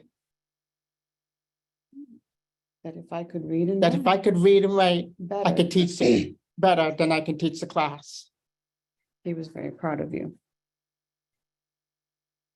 Okay, one thing you want to share is about your big series of the planets in New York. Yes, You want to tell the audience?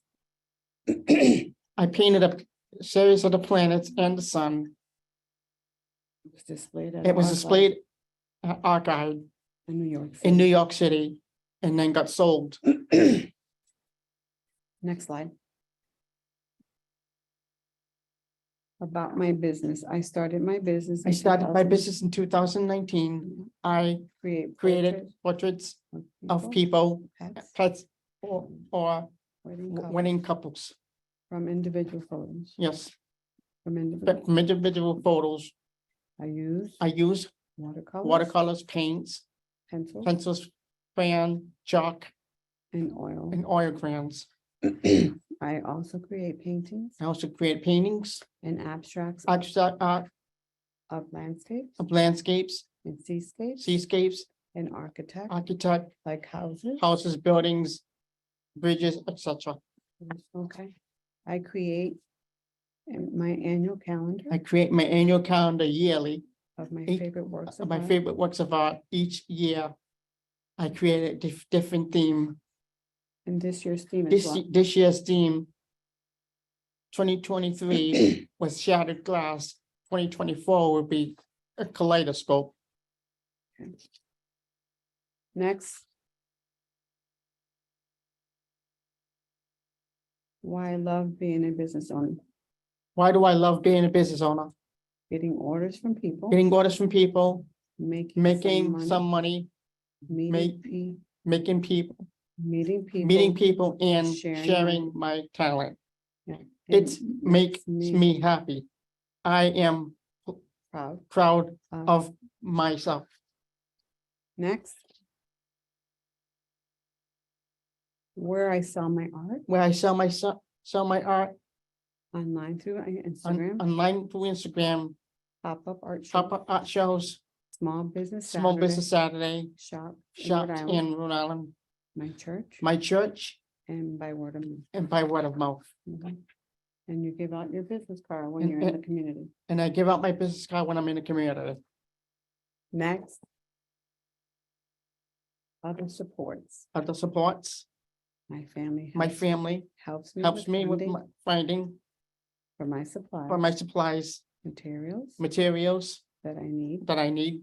I took I- business classes I took business classes on on self-employment self-employment through the through the Rhode Island Disabilities Council. Rhode Island Disabilities Council Rhode Island Disabilities Council gave me a gave me a grant grant for more supplies for my supplies and materials and materials for my business. for my business. I also use funding I also use funding from my self-directed support for my self-directed supports from the state DD from the state DD for staff for staff to help me with my business. with my production- business and production and going and to going events, to events events and and tracking sales. tracking sales. Next. My recommendation. My recommendations Tell people they can tell do people it they can do it and they don't and give they up. don't give up. More self-employment programs. More self-employment programs, Top help people help people learn about about how to start a business. start a business. Funding from Funding DD from the DD, Medicaid waiver. Medicaid wage to waiver to to help help people to people buy necessary materials, to help people buy necessary materials, supplies, and small equipment and small equipment for their for their business. business. Funding from vocational rehabilitation Funding from vocational rehabilitation to to support business owners business owners with with disabilities. place places in the community places in the community where people can go to where people can go to use production use production space to create their create work their work of art. of art. Approval Approval, from Social Security approvals from Social Security to to keep your keep your SSI check SSI check and earnings and earnings for 1 to 3 years for 1 to 3 years to get your business really going. to get your business really going. Next. Thank you. Thank you. You can contact me through my mom, Arida Williams, Thank you. You can contact me from my mom, Arada Williams, at email at email, Arida28 Arida28 at at hotmail.com. hotmail.com. And her phone number is, 421 nope, her phone number is Her phone number is 401 401 46. 465 2838. Thank you. And my Instagram account is Instagram account is at Alton Stuckey Art. Art. Thank you. Thank you. Thank you. Thank you so much, Alton and Arida. Thank you so much. And Alton, your portraits looked beautiful. Thank you for sharing those with us and your important recommendations. Anybody else have any questions to say? So what we're going to do, Alton, is we're going to introduce the next guest panelist, and then after that, we'll see if people have questions. I hope you could stay with us, okay? Yes. Thank you so much. All right, our next panelist, we're happy to welcome Joshua Drywater. Joshua is a Cherokee Nation citizen with work experience managing several economic and workforce development programs. He's the program manager for Native Initiatives at the University of Arizona's Sonoran Center for Excellence in Disabilities, where he works to provide assistance to individuals overcoming difficult barriers to employment. Lastly, Joshua attained an MBA from the Southeastern Oklahoma State University and is a graduate of the University of Oklahoma Economic Development Institute. And Joshua is a Army combat veteran who has served in Iraq. So thank you for your service and thank you for participating with us today, Joshua. Thank you, Robin, for the introduction, and thank you, Eva and Gabe, for asking me to come speak, and to my executive director, Dr. Wendy Parent Johnson, for allowing me to come talk briefly. Next slide. One more slide, please. Sio nagad kanji stage dawadon jijalagi tucson janela dalikwa awatasa utan jundel kwasti dagi lestane. Hello, everyone. My name is Joshua Drywater. I'm a citizen of the Cherokee Nation. I live in Tucson, Arizona. I grew up in Tahlequah, Oklahoma. I am currently the Native Initiatives Program Manager for the University of Arizona Sonoran Center for Excellence in Disabilities. This includes the Finds Their Way project, which is a transition youth age employment initiative for Native individuals with disabilities. My staff and I dedicate our time working to strengthen workforce and education programs for individuals with disabilities with the 22 federally recognized tribes in Arizona, along with the urban Native populations in Tucson and Phoenix. Next slide.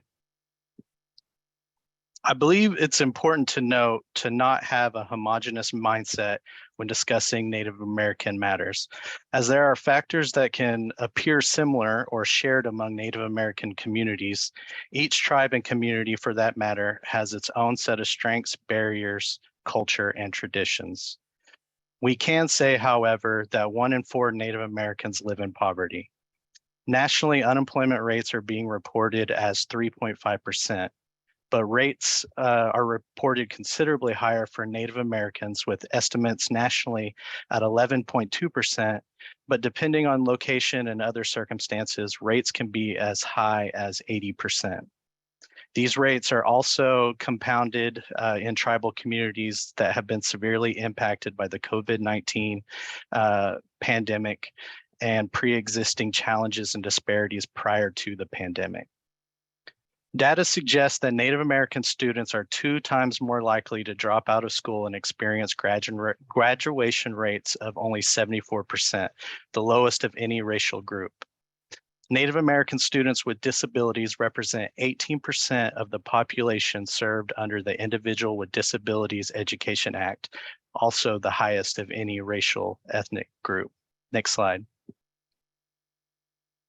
Some of the issues and barriers that I've come across in my line of work and working on tribal reservations and helping with employment projects is transportation issues. You know, the lack of transportation is essentially a barrier to anyone's employment. Compounded with other discrepancies, Native American transportation issues can be detrimental to securing and maintaining employment. Technology is also another issue, with internet and phone services that are severely lacking on reservations, trailing behind other parts of the country. This limits access to a wide range of employment and education opportunities, services, and programs. Additionally, we are noticing service access shortages. In order to receive services, individuals on reservations must primarily travel to large cities outside and far from tribal reservations.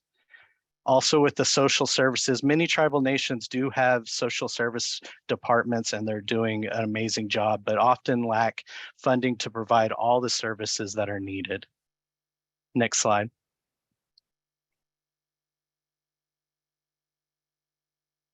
Some of the gaps that I've noticed have been discussed already with Sean and Gabe talking, but I also just want to reiterate, you know, oftentimes the lack of self-advocacy programs, self-determination, and leadership skills development. As Gabe noted, you know, I could see a need for an increase in work experience opportunities such as project search, pre-eds, registered apprenticeships, internships, and that peer mentorship component. As far as outreach, training in providing appropriate services, starting with the youth, going further with parents of the youth, young adults, caseworkers, and other professionals are often times lacking on tribal reservations. Communication often in states where it was mentioned prior, but you know, it seems like there is a lot of opportunities. You know, in those states, there may not be a lack of services or opportunities, but there is lacking of communication of agencies with tribal nations and the populations. And another gap that we've identified is opportunities for individuals who live on tribal reservations. Often it's the case where they must move off the reservation in order to gain employment with a livable, family-sustaining wage, which goes oftentimes against the culture of most tribal nations. Next slide. Some of the best practices, because you know, it's often when we talk about whether it be individuals with disabilities or Native American populations or other populations, a lot of the times the disparities and the lack of services and opportunity is highlighted. I wanted to make sure that I did highlight some of the best practices that were occurring. One is, it was discussed earlier, but being culturally informed. Right now, there's shortages of providers and professionals trained in culturally and linguistically responsive services, and employment and transition competency areas further contributes to challenges in employment outcomes. Culturally responsive services are key to understanding the goals of Native individuals and their goals in employment. Also, another best practice that you see among the tribal communities is services being community-based.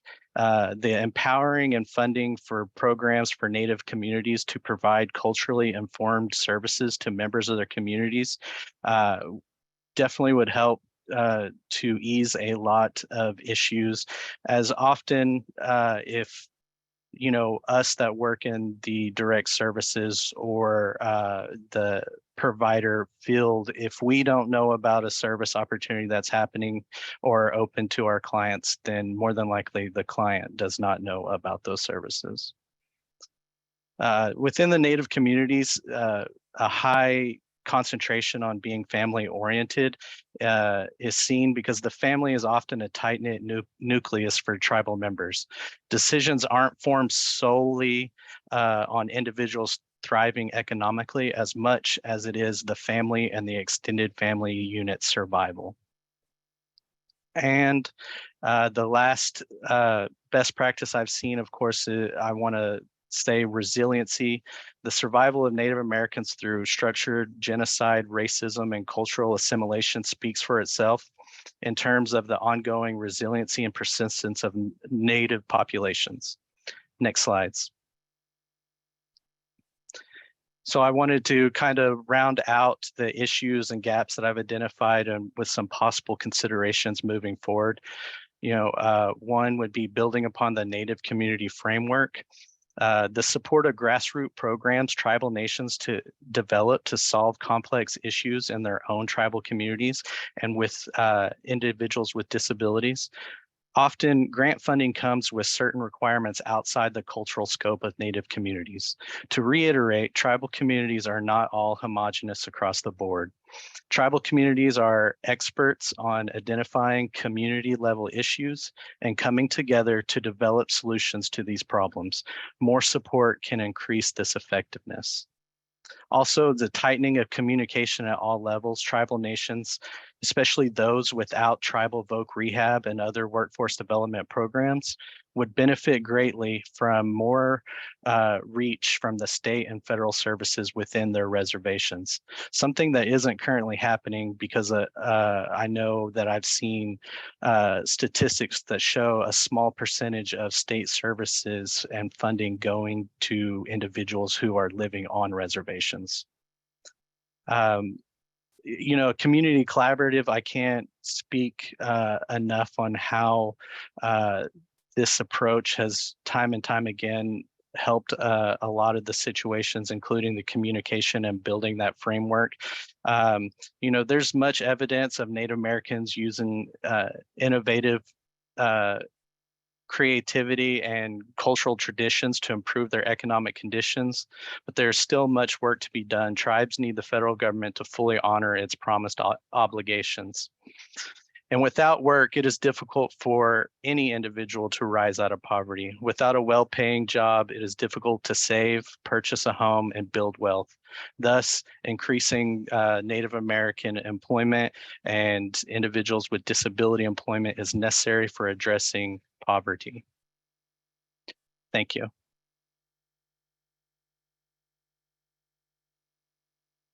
Thank you. Thank you very much, Joshua. And thank you to Alton and Arida for participating as guest panelists today. Committee members, I see you've already figured this out. Your hands are raised, and we'll begin with our discussion. So Eva, I'll ask you to unmute yourself first, and then James Meadors, you will be next. So Eva, please. Thank you, Robin. Thank you, Joshua and Alton. So I have a question for each. Maybe I'll start with Joshua because he was the last speaker, but well, first, actually, a statement. I'm wondering, you mentioned, Joshua, how well our sovereign nations are at building, the Native community framework. And, we're today, everything that we're talking about today centers around the home and community-based services, around home and community-based services. Perhaps we should, and if, you and others perhaps can share some of those best practices around that, it could be very helpful to the work we're doing on the committee.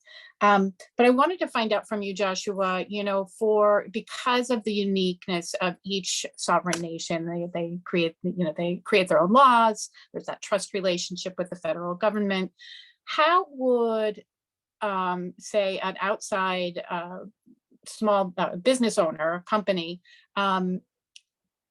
reach out to a tribal nation? What are the best ways to do that if they're interested in hiring tribal citizens with ID? Thank you for the question, Eva. What I have seen in my experience, if you're a small business owner and you're looking to reach into the Native communities, oftentimes tribes have the Tribal Voc Rehabilitation Program that specializes in providing services such as self-employment opportunities and others. Also, tribes a lot of the times have workforce development or like career services departments within their organizations. Kind of how I mentioned, there are really some great things that are happening on the reservations. A lot of the times, though, we may see a lack of funding to extend those services to the entire population. And then, depending on the economic development that the business owner would want to take, tribal nations have their own sovereign, they're sovereign, they have their own tribal governments, and often you can go to the council's meetings and speak on behalf of your business and go through it that way. I will say, and I've talked a lot, discussions on this, that, tribal nations, oftentimes it's difficult to build those relationships, and it's not a one visit, let's sign something and be done with it. It's very much needs to be an act that carries on, most like operating with anybody. You want to continue and build the relationship and go through it as it goes on. Absolutely. Thank you. That was very, very helpful. Thanks. Thank you. Eva, can I move on to someone else? We have a lot of Absolutely, people please. whose hands are up. Absolutely. Thank you for I will understanding. get out of the way. Thank you. No, yeah, okay. James actually put his Yes. hand down. Oh, James. No, you no, no, want I to say still have a something? question. I still have a question. Please. I have a question to the committee and also our speakers. One of the things is frustrated, and I'll be really honest and blunt, that the electronic age is hurting people with IDD.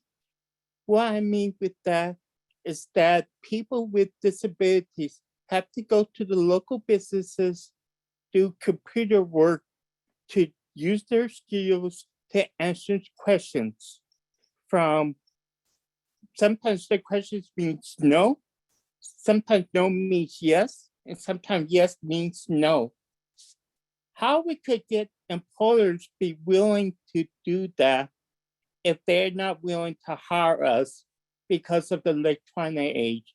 Long time ago, when I was in support employment, back in I'm aged myself, since 1991, we used to go to businesses, shake the manager's hand, and get to know the person. But now employers say, sorry, you have to go to the computer to do your skills to answer these questions. And I feel like it's discrimination against us, even people with Native American too, because I feel like you guys missing the bar of that barrier, because it's important, but no one's talking about the electronic age here, because it's very discriminated. And it's bad, because I remember when I applied for a job several years ago, I had to do it on the computer, and guess what? I did not get the phone call. Did not get the phone call from the employer. I do all I should do, cross the T's and I's on the questionnaire on the computer. Still, I didn't get the phone call. And that's a comment and a question, because I feel like we need to talk about the electronic age of support employment, because Thank you, it's very James. different. It's very different. Yeah. It's very different today from yesterday. Yeah, I see Eva was taking notes as you were speaking. Eva, did you want to say something before I call in the next person? Just very quickly, James, totally get it. You know, you and I, well, I'm probably older than you are, but totally get it about technology sometimes being a hindrance. But I think that's the place that we need to focus also on ensuring that employers understand what reasonable accommodations are, even in the, you know, the interview process. How do you do that on behalf, you know, with someone who's applying for a position who, you know, may not be, you know, as skilled with technology, you know, as someone else? And, you know, is there a way to? My question is the questions of it, not the computer. Oh, I'm part. sorry. I The apologize. questions to ask, because the hardest part is the questions. Yes means no, and no means yes. And sometimes the employers do not let the job coach or drop the valuable question help the person because they want the actual person to answer the questions. How to deal with that scenario, you know, that area of work. What you do if someone acts suspicious, or what you do if someone's doing this and that. And it's the questions is hurting us more, not the computer, but the questions that ask us. I'm 57 years old. No, I gotcha. And I think, again, I think it's more, you know, all around making those reasonable accommodations, maybe changing that intake process. And how can we figure out, and I think we should discuss that more with the employment work group, to your point, how can we make some of those reasonable accommodations, like the intake process, like the questions that may get asked in a job interview that might get skewed incorrectly. So thank you. Thank you, Eva. Thank you, James. I'm going to ask Brent Leonard to unmute his microphone, and then Sean Aliong, you'll be next. Brent? I appreciate that. I'm sorry I don't have my video on. My computer crashes often when it's on, so didn't want to do that. I just want to point out on the Native American issues, I'm very thankful for the subgroup dealing with that issue. There are 574 tribal nations, for people who aren't aware, and 326 reservations. And they can run from being reservations in highly dense communities in urban areas to much more likely extremely rural communities and the poorest communities in the nation.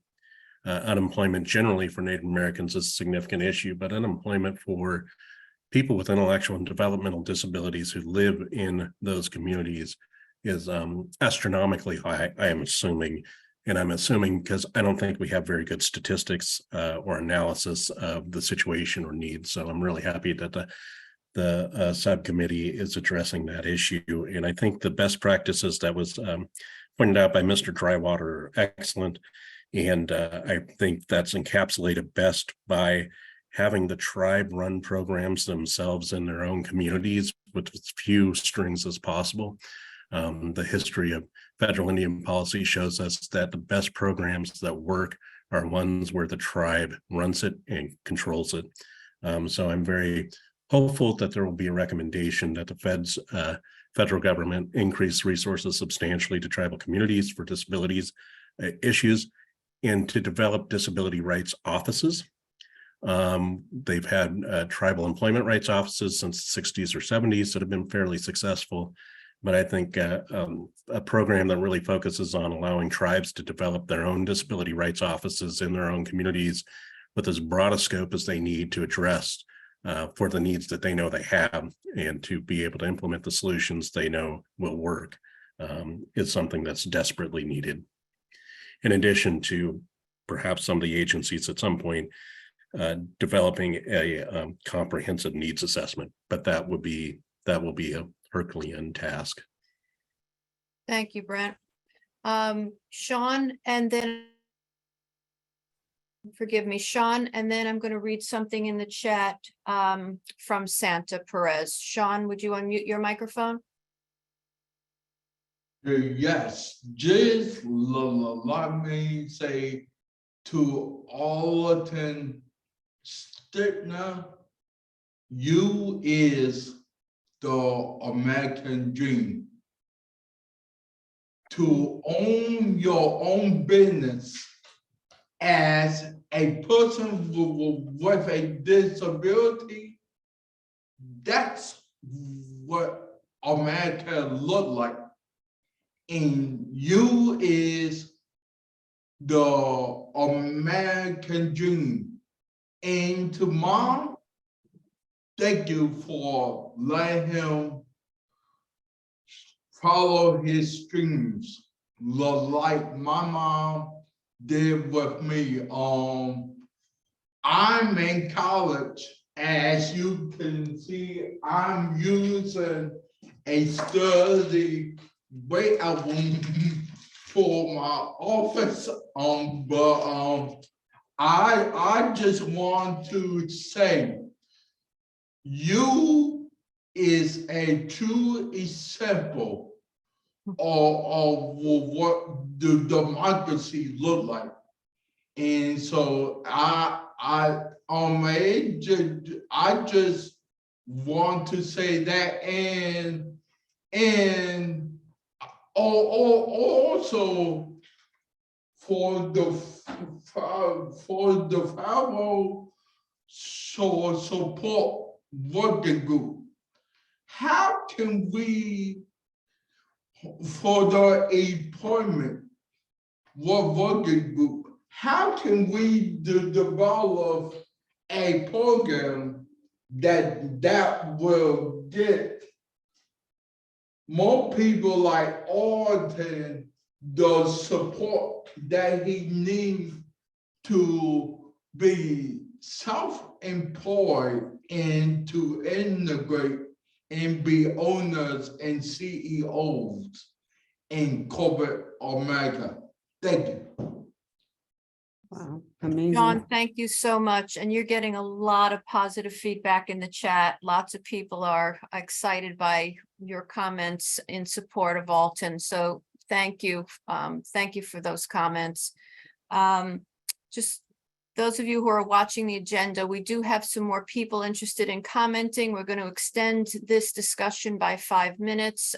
So if you have questions or comments or reflections, please let me know. This one came from Santa Perez earlier. One thing that I have found is job developers are not qualified, especially in competitive integrated employment. How can we help improve that? Would anybody like to respond? Or shall we take it as a takeaway for the group? Takeaway, Eva? Okay, thank you. So Sean, takeaway for the group. Liz, your hand was up earlier, and then Tia. So Liz, would you unmute your microphone, please?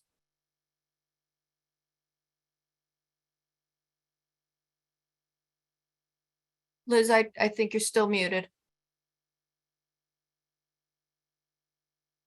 There we go. Yeah. People can have careers. I think that people need to realize that people can have careers. Jobs are wonderful. Yes, we need to help people have jobs and be able to have real work, but people can have careers. I just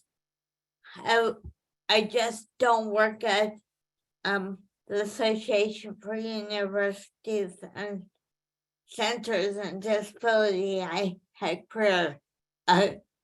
career. And also I saw this work group is about education, and I wanted to ask people about whether people can, if people can go to college and be in the TEPSI program or just a regular a college, people can get a good job. I never went to college. I never had letters behind my names, and I hope people know what I mean by letters behind my name, MBA or MED or whatever those letters are called.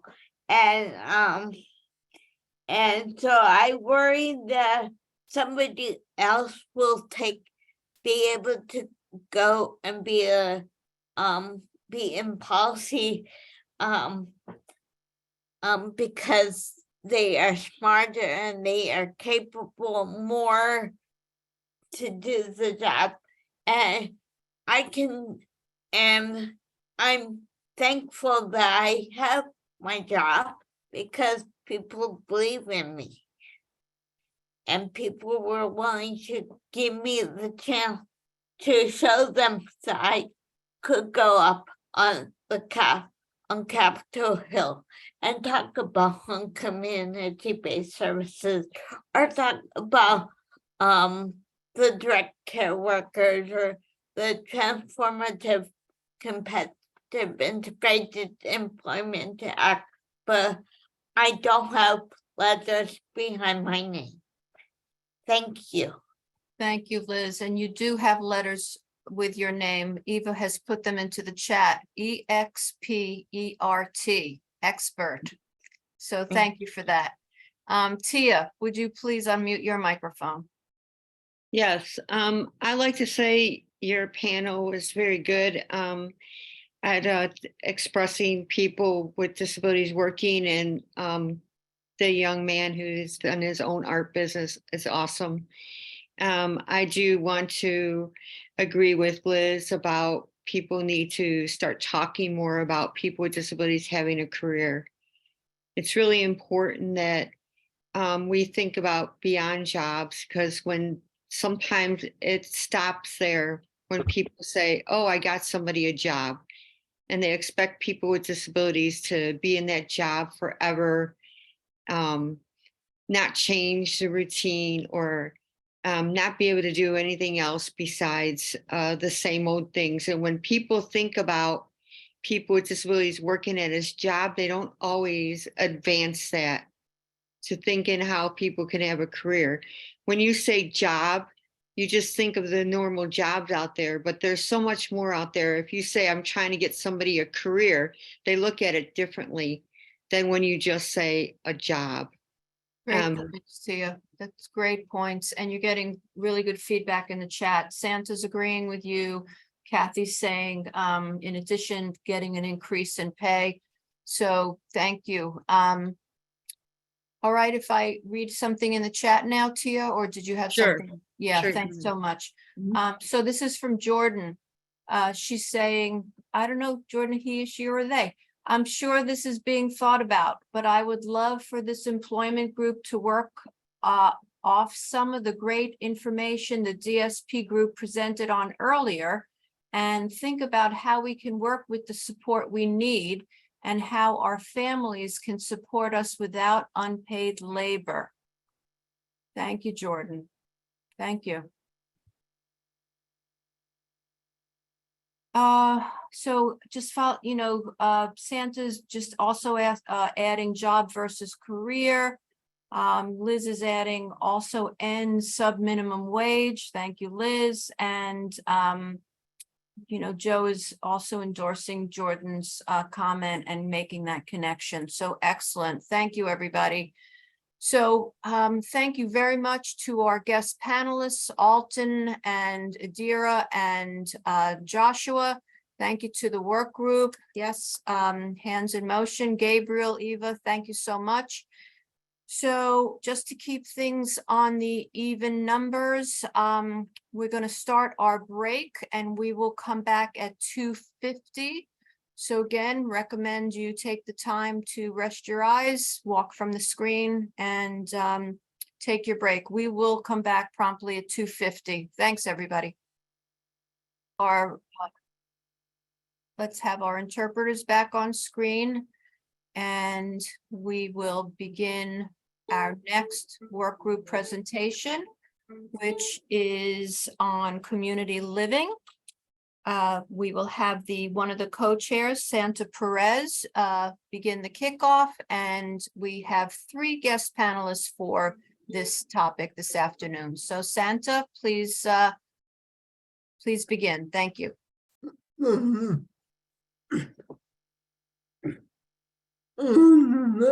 One moment.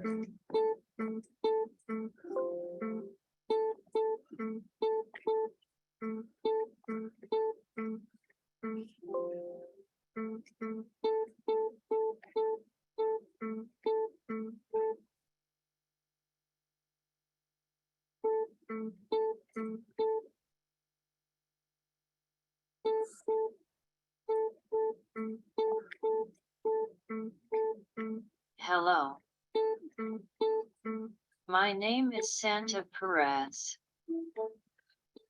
My CO chair is James Trout. Please let me introduce you to the rest of our team. Jordan Zimmerman, Wendy Strauss, James Meadowers, Brian Parsons, Kelly Buckland, Jody Sumeraki, and Janine Worden. Next slide. Next slide. Next slide. Next. Oh, next slide. No. No. Go back. 1. Can we go back 1 slide, please?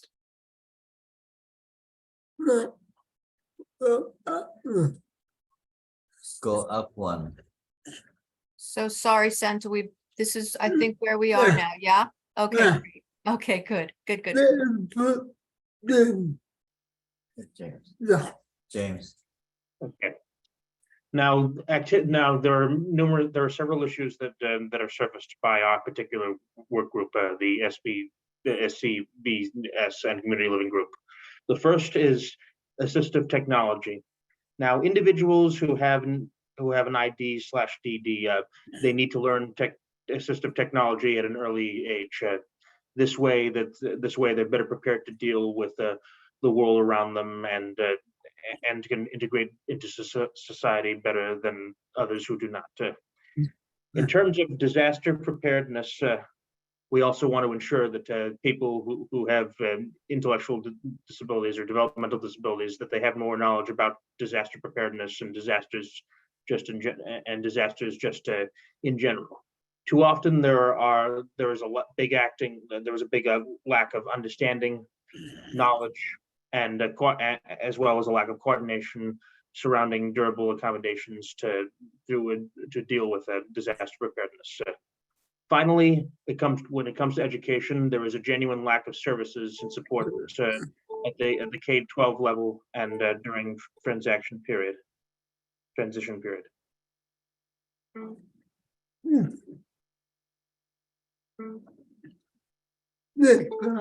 Next slide.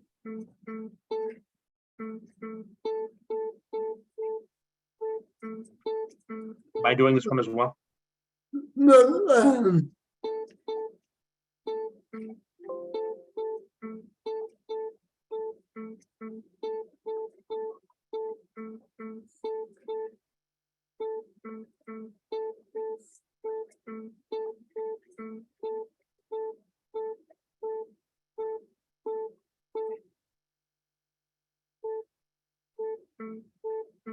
Issues surfaced by work group. Housing. Being independent of federal subsidy. Lack of affordable and accessible housing near transportation hubs. Towns created exclusively for people with ID/DD do not promote community inclusion. Not enough public affordable housing in desired areas. lack of awareness and planning around housing opportunities for those with disabilities / need to start transition planning early.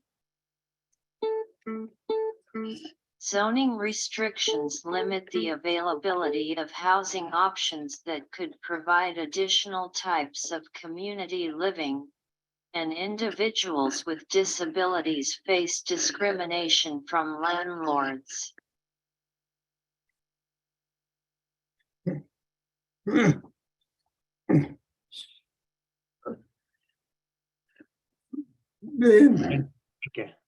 There are also additional, and in addition, personal safety is a major issue that we have to deal with. We have to address protection from physical and emotional abuse or exploitation of individuals with disabilities and in their home or place of residence and in any community setting. In addition, adults with intellectual disabilities are at a high risk of getting ill when attending adult daycare centers, such as what happened during the pandemic. Finally, transportation.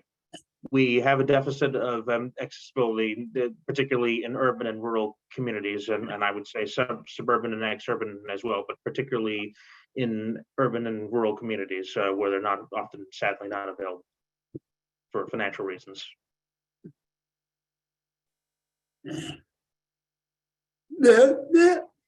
That's it.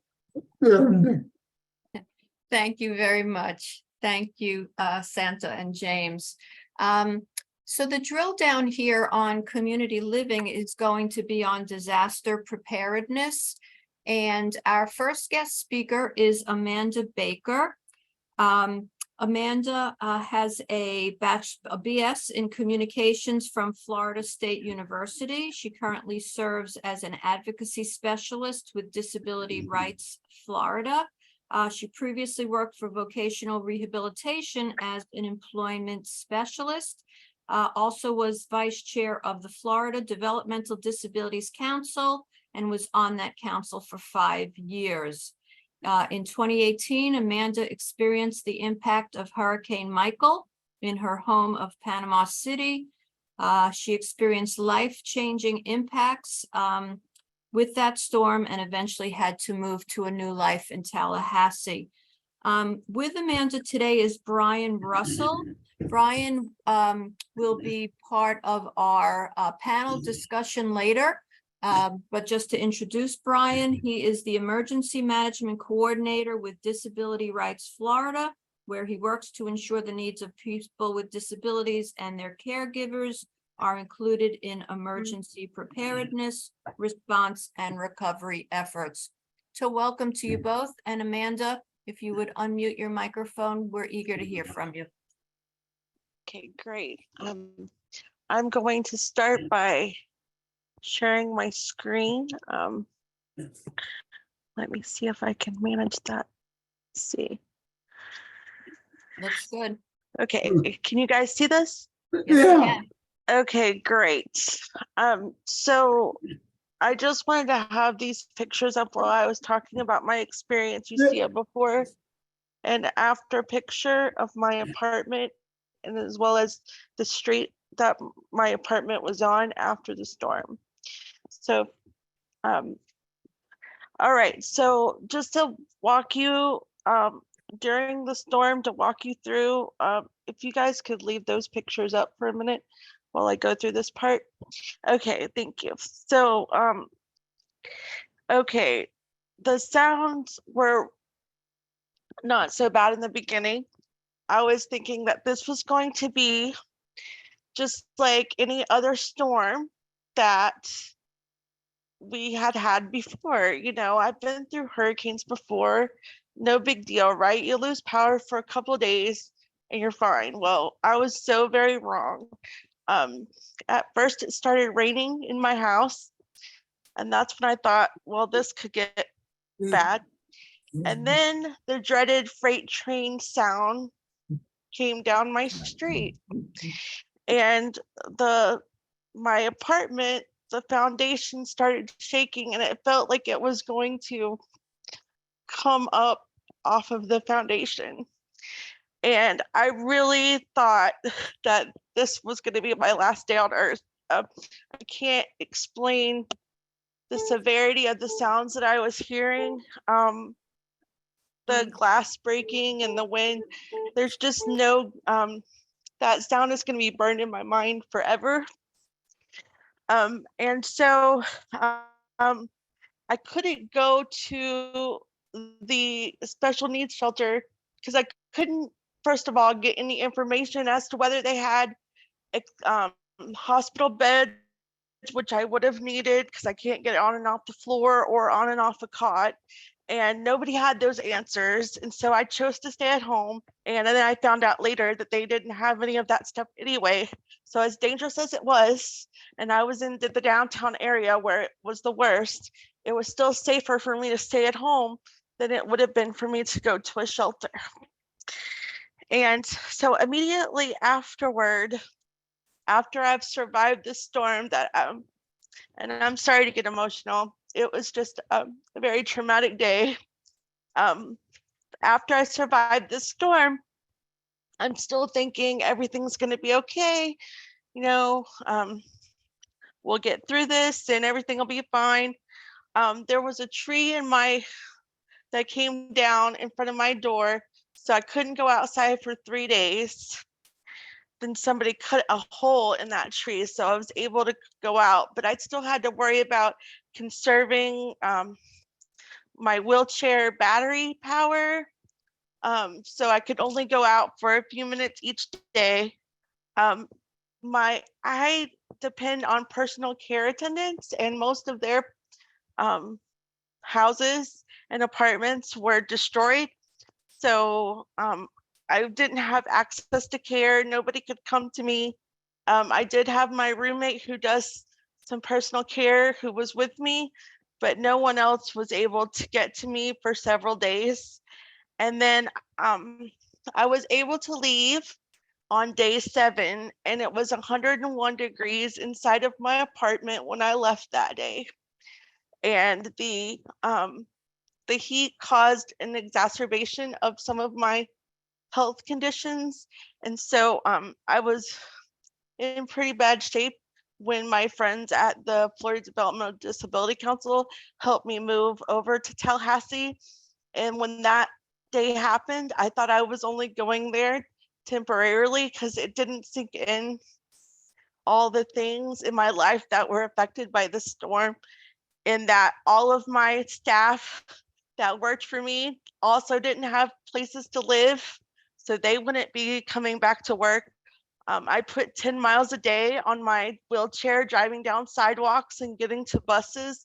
All of those were destroyed, so I couldn't get anywhere. Even if I did stay, I wouldn't have been able to get anywhere. And after the storm, you know, FEMA sends out people to determine whether your building is habitable or not.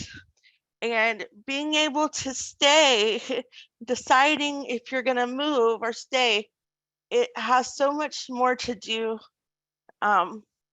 with with that label of being habitable. There's so much more to it than that.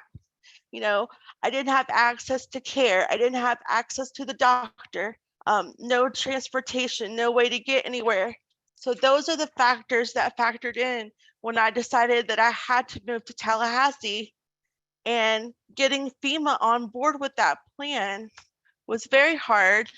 Had to find integration specialist and a disability integration specialist and the heads of the disability integration specialist. And I ended up getting 5 extensions from FEMA, which is unheard of, but I had to stay in a hotel room that was accessible for 5 months before I was able to find an apartment with a roll-in shower, because that was like finding a needle in a haystack to be able to move into my own apartment.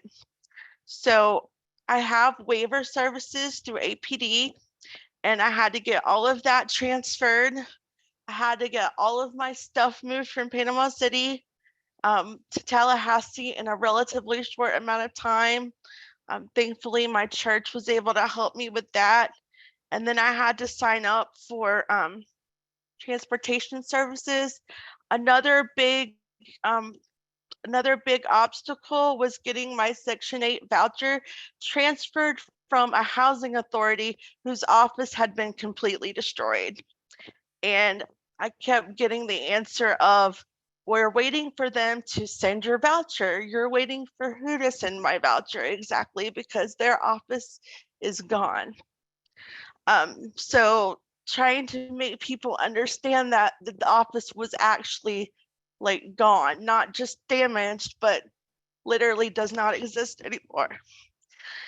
And so I went through all of this, and I wanted just to tell you guys that I'm so thankful for this opportunity to share my story, because for every one of me, there's so many other people in my same exact situation that are still there and they're struggling.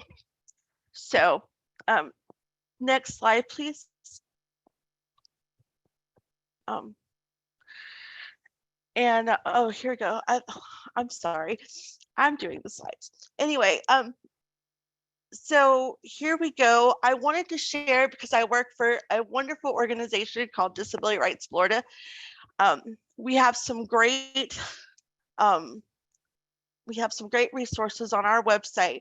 We have a disability topics page that has a lot of topics on there, but we have a page dedicated to emergency preparedness and planning.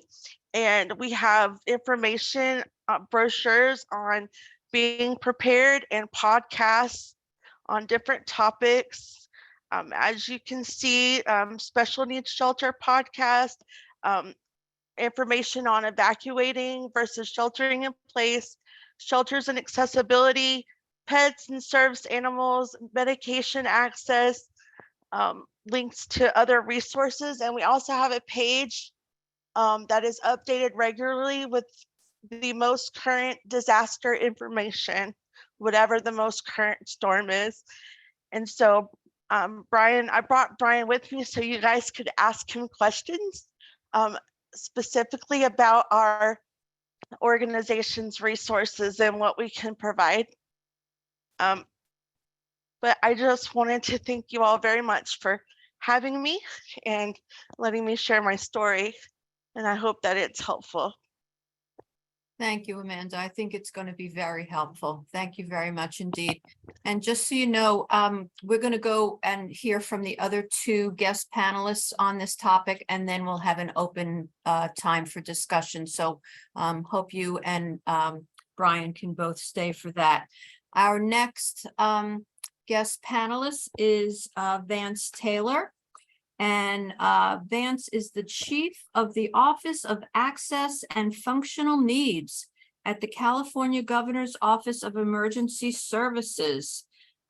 He's responsible for ensuring the needs of individuals with disabilities and persons with access or functional considerations, make sure their needs are identified and integrated into the state's emergency management system before, during, and after disasters.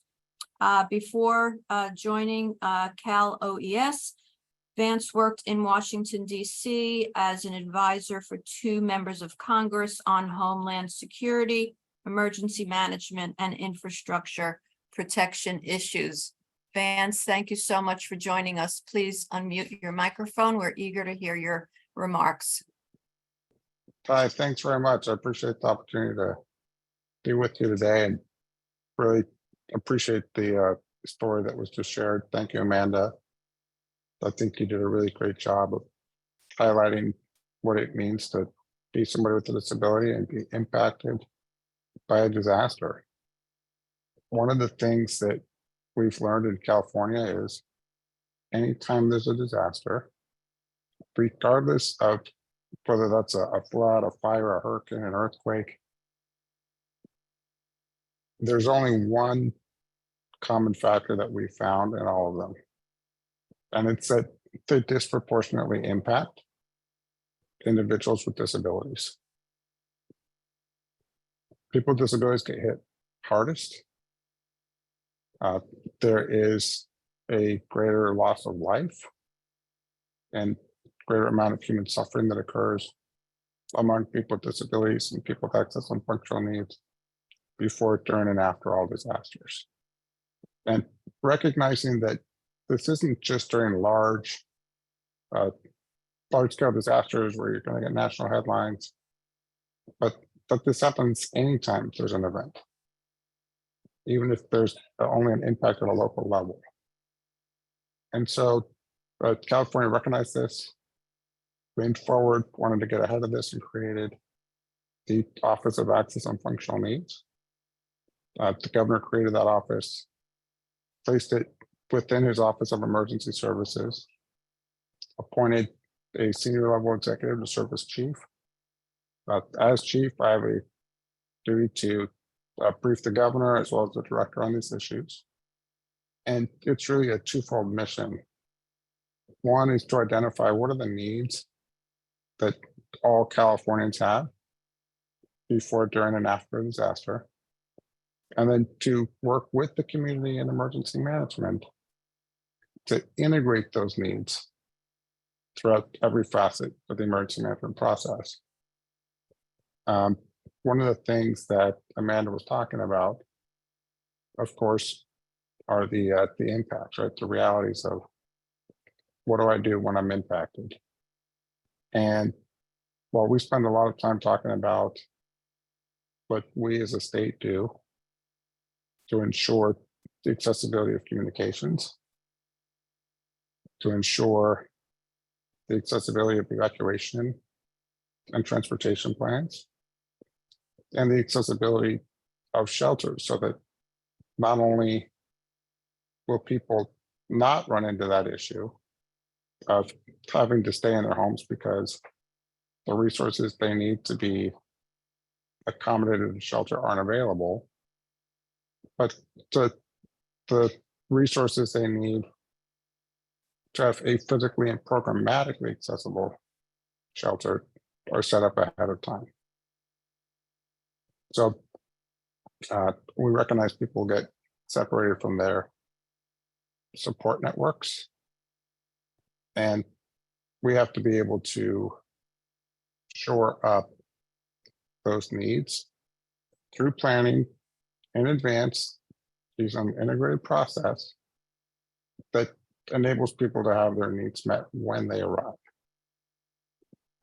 One of the things that we often talk about is that while we're going to do a lot on the government side, that there's a lot that individuals can do to further their own preparedness, right? That we need to be proactive in this approach. But as individuals with disabilities, we are used to navigating very complex lives. We keep a lot of plates spinning at the same time. This is no different than what we do to manage the rest of our lives. That if we want to live independently in a community, that we have to be able to navigate the emergency management landscape. And while we don't often talk about this, certainly not as much as we should, sometimes because it can feel very scary or intimidating. Other times because we hear stories like some of the things that Amanda's sharing, and maybe it feels overwhelming to us. But the reality is that there are some straightforward things we can do that don't take a lot of time and don't cost much money, if any, that can help us be safe, independent, secure, and healthy in the face of disasters. And given the existential threat on things like climate change, we see an exponential increase in the number of disasters and events that we're facing.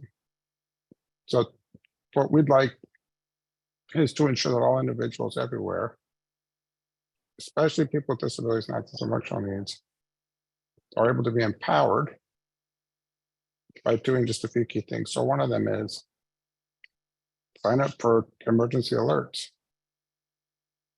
In an emergency, you need to know what's going on. In order to be able to make the right decisions, about your safety and well-being. You need reliable, up-to-the-minute information on the disasters in your area. Essentially, you need to know what to do and when. Know what disasters are there. Understand what's coming so that you know how to prepare, how you should evacuate, what resources are available for you, and when you need to go. In California, we have a website called calalerts.org, and anybody can go on there and sign up for alerts. I know that other states have similar websites. And you can also sign up through your local news, as well as your community emergency operations centers. Again, this is free and it's life-saving information. If you don't already have these alerts, you need to sign up for them. Something else that we encourage people to do is to make a personal evacuation plan. I use a power wheelchair and I'm not able to drive. So my ability to evacuate an emergency is very different than, let's say, my next door neighbor, right? Whereas my neighbor and I maybe get the alert at the same time that says you got to go. My neighbor maybe just packs a bag, throws it in the trunk of her car, and heads out. But I might have to wait, call a care attendant, wait for them to arrive, then pack up my durable medical equipment, my supplies, whatever I'm going to need. And then, depending on the situation, maybe I have to wait for local accessible paratransit to pick me up. All of that takes time that during, let's say, a wildfire, you just don't have. So in order to get ahead of that, we want everybody with a disability to make a personal evacuation plan. Now, that plan should essentially consist of thinking about 5 people that you can rely on in your support network, right? These are friends, family members, coworkers, neighbors. So for me, my wife was number 1 on my list, right? Assuming I maybe brought home flowers in the last week, she's going to really help me out. My mom lives pretty close, so she's on my list. Her and I had 9 good months together in the womb, so we're very tight. You know, I've got a friend across the street, I've got a colleague at work. And so you think of people that you can count on, let them know what your needs are, and put them in that support network. Understanding that it's not realistic that you're going to think all 5 are available at any point in time to help.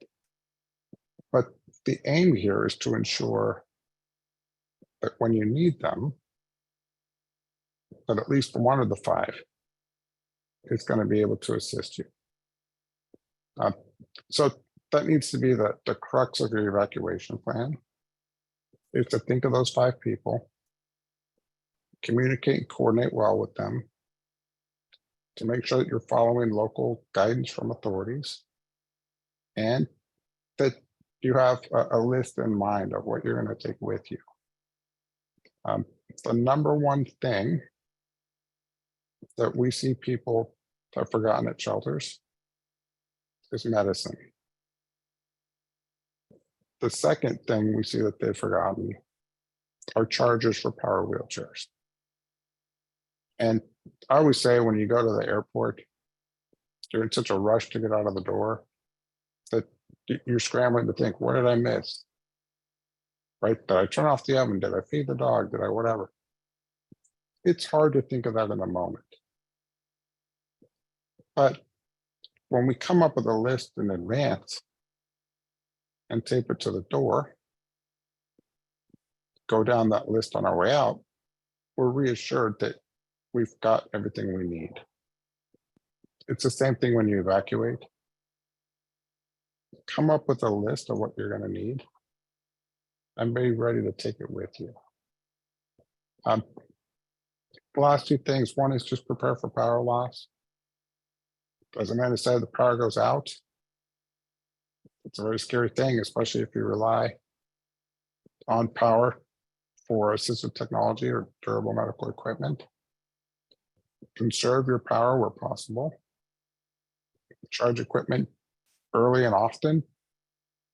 Have backup batteries if possible.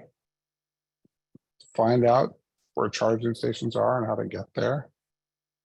And if you are planning to use a generator, make sure that you can operate it safely. You don't want to end up in a difficult situation that way. And then lastly, it's just, there's a lot of people that are on this meeting today, which is important. But make sure that anyone on this meeting is taking the information that gets shared here and taking it to friends. Taking it to people that aren't in this room right now on Zoom. Each of us has a responsibility to share with those with whom we have influence, to share with those who we serve. Doing so puts us in a very real way in a great opportunity to be the right person at the right time to provide people with information that they're going to utilize when they need it the most. And that's life-saving, life-changing, and certainly life-impacting. So the two sides of that preparedness coin, of course, what government can do, and then what we can do for ourselves. Thank you very much. Thank you, Vance. Thank you very much. Both the overall recommendations, the personal recommendations, and a couple of good smiles in there. So thank you for that. Really appreciate it.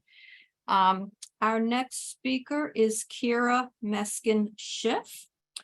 Kira works for Progress Center for Independent Living as a community reintegration advocate. Kira established Progress Center as a PPE distribution site for the Illinois Department of Human Services to distribute KN95 masks to the community. Also drafted state legislation that was passed unanimously, serves on the ARC of Illinois Public Policy Committee, and lastly, Kira currently consults with the Red Cross to organize the Illinois Region's Access and Functional Needs Summit. So Kira, thank you very much for joining us, and we're eager to hear your remarks. Hi, everyone. Again, my name is Kira Meskin-Schiff. To add to my introduction, I just want to say that I identify as a person with a disability. And to highlight other experiences, I am the chairperson of the Illinois Emergency Management Agency's Access and Functional Needs Advisory Committee, and the proud co-leader of the Coalition PPE for People with Disabilities.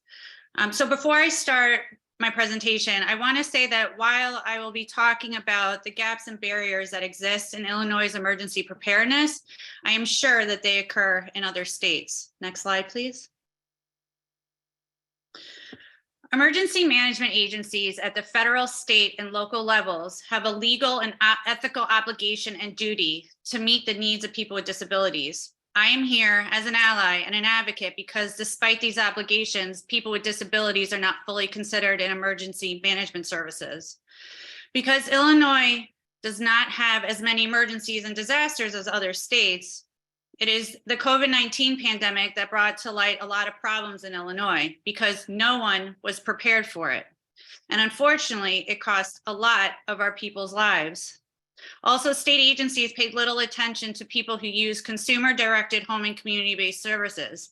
To this day, we still don't have the data on how many of our people got COVID-19 and whether they died. So when we talk about emergency preparedness, being ready as an individual is important. However, all levels of emergency management agencies also need to prepare and plan ahead of time.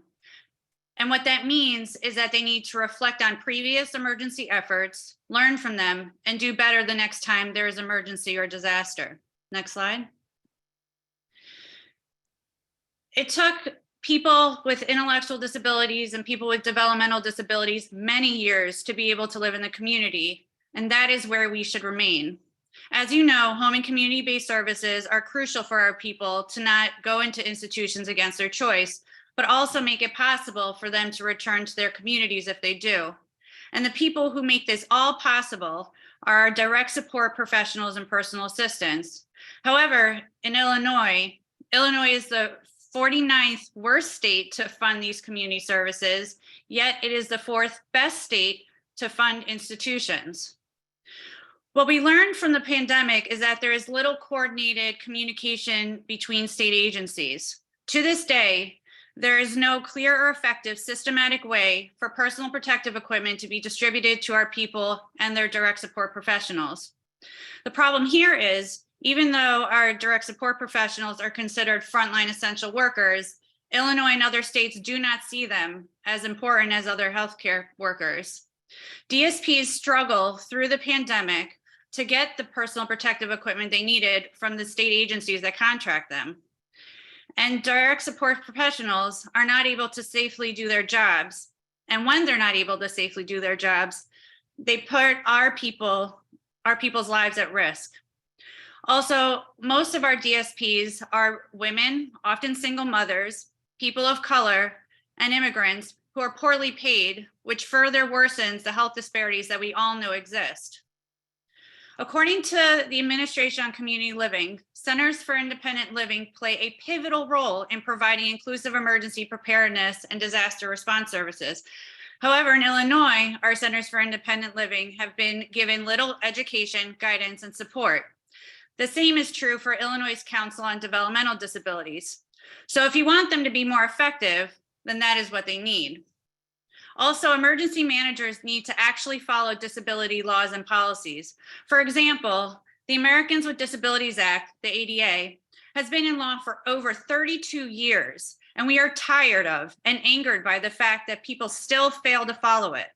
Because if these laws that are meant to protect us are not followed, we are more likely to go into institutions, which goes against the Supreme Court Olmstead decision. Next slide. So not only is there poor communication between state agencies, there's also poor communication with the public. The problem is, if we are not informed, we don't know what our rights are or what our options are for services. As a result, we don't know how to advocate for what we need and make complaints when they're not met. Emergency managers and state agencies need to base their planning on the fact that people with disabilities face huge barriers to having regular access to technology and the internet, whether that relates to physical accessibility, financial resources, where they live, or their need for skills training. That is why during the pandemic, our Illinois Council on Developmental Disabilities took the lead to give our people close to 1,000 iPads and help set up internet connections for them. Next slide. It is critical that agencies use communications in a way that actually reaches people and information is shared in a way that people can understand it and act on it. As supported by the ADA, using many types of communication is more effective than relying on one method alone. So it is best practice to send mail and make phone calls and send text messages and emails and go to people's homes if need be. To better reach our people with intellectual or developmental disabilities, it also means using plain language as part of our universal design and easy read materials. That is why I did my very best to create this presentation following plain language guidelines and asked your committee member and longtime disability advocate, Tia Nellis, to read it for me and give me feedback. Thanks, Tia. Also, part of reaching out to people with intellectual or developmental disabilities is considering both their formal and informal care providers.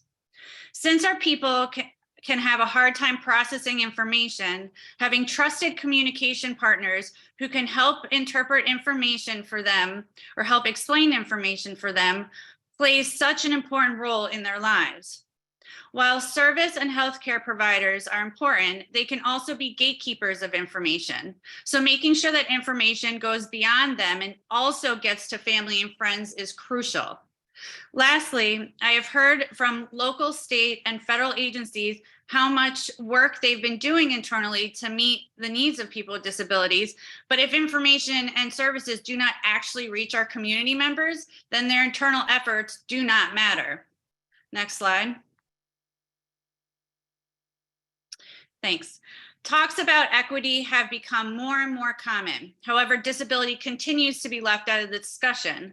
So when as people with disabilities advocate nothing about us without us, we mean that we should be at the table where decisions are made about the services that directly impact our lives. This means that we should be part of meetings, trainings, tabletop exercises, emergency drills, and also help create policies and procedures. This is the exact reason why my coalition created State Senate Bill 921 to create an Access and Functional Needs Advisory Committee within Illinois' Emergency Management Agency.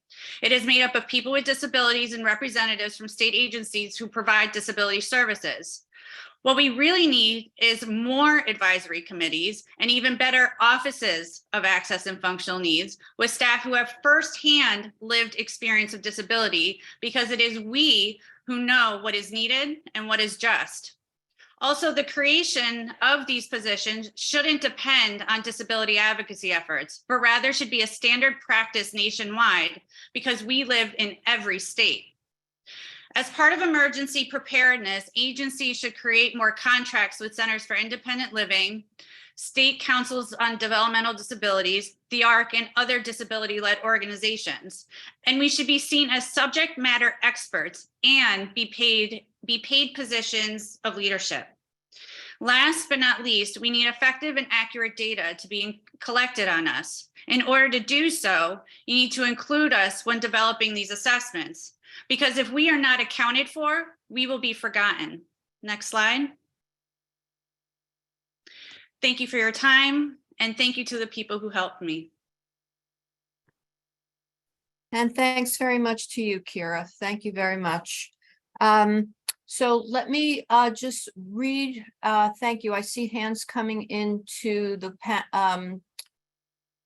I see that hands are being raised, but let me run through a couple of comments first.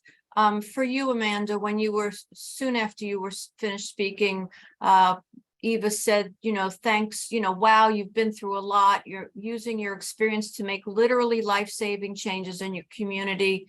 Thank you for sharing your story and for helping us all better understand what we should be looking at. Kim, when you were speaking, Liz added an amen and a thanks. Tia weighed in with great job on this presentation. You should be proud of this. Thanks for all your hard work. Not just for this presentation. And then Brian, also to you, Kira. Amen to that, Kira. Here in Florida, we continue to have issues with shelter selection and emergency management training and exercises at the local and state levels. So I think I see some hands going up, and I'll just read one more comment, but James and Liz, I'm going to come to you straight away. This is from Joe Macbeth. On the average, DSPs earn $14.53 an hour. During environmental and health-related crises, they are asked to put themselves at significant risk and leave their own loved ones at a time of crisis. It's my opinion that their commitment to those they support and their ethical responsibilities, the system is further exploiting the direct support workforce. Thank you for those comments, everyone. So let's go first to James and then to you, Liz. James, would you? Yes. Yeah, please. This is James. I hope when you guys get to know me better, I'm always be the devil's advocate with this group. I'm looking at the big picture, who we are as a group. What I mean with that, what about our mission, helping people with disabilities? And today, I just see not a lot of faces look like me about the topic, no matter of the last topic or this topic, because as a person who's experienced of two different hurricanes in my life, that I was young, but as an adult, we need to help those who have invisible disabilities, like a person like me who is living independent. And I feel like we're missing the mark of just focus disability as a whole, but I felt like we're missing the wholes of people with IDD because we experience living in the community and also during experience of trauma or major changes. And I just wonder, what is our mission really? Just only focus people with disabilities or people with intellectual disabilities? Because I feel like our voices is not here to talk about the issues, no matter what the topic is. And that's my concern, because sometimes, like King Katrina, and a guy and her son, his brother, ran from the looters. And when he ran away from the looters, the police decided to stop the looters, but they thought he was a looter.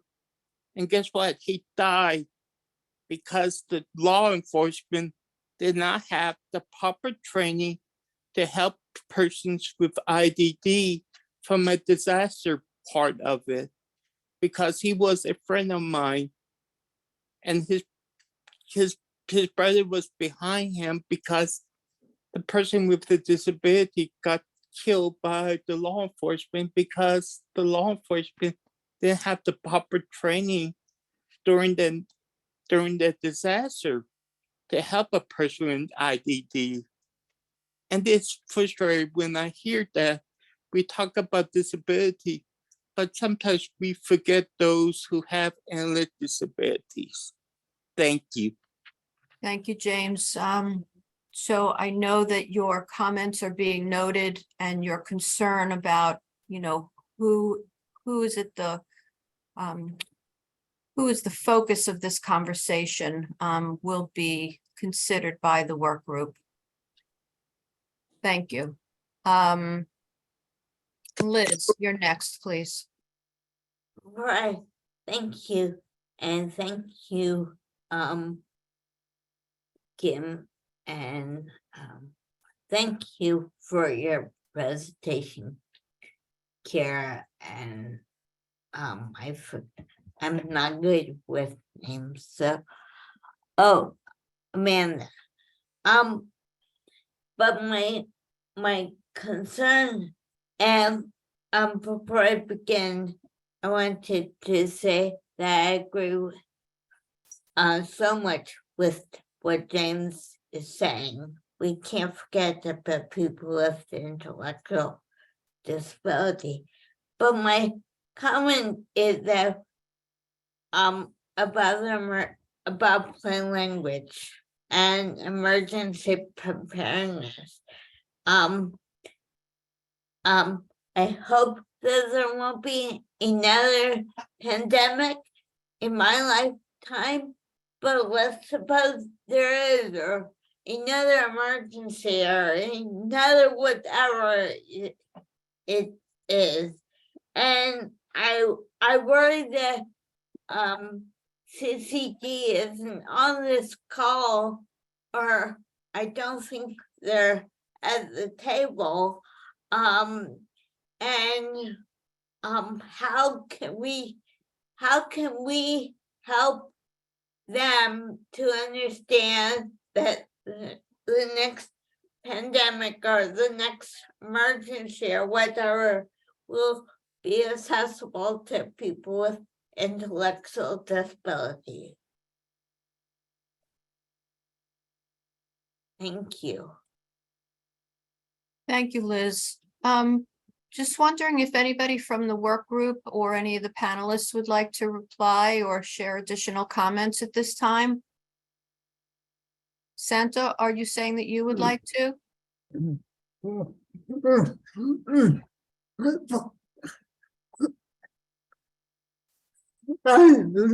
I think it's important for us at all disabilities come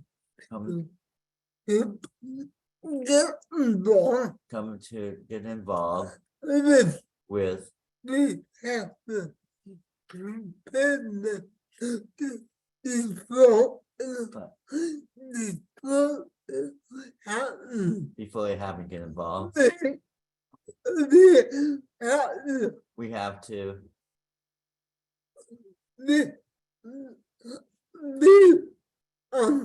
you have to be on committees and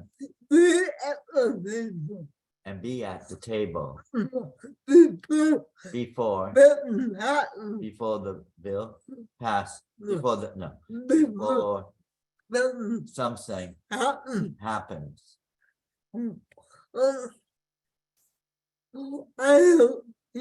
I don't think that the community at large, don't understand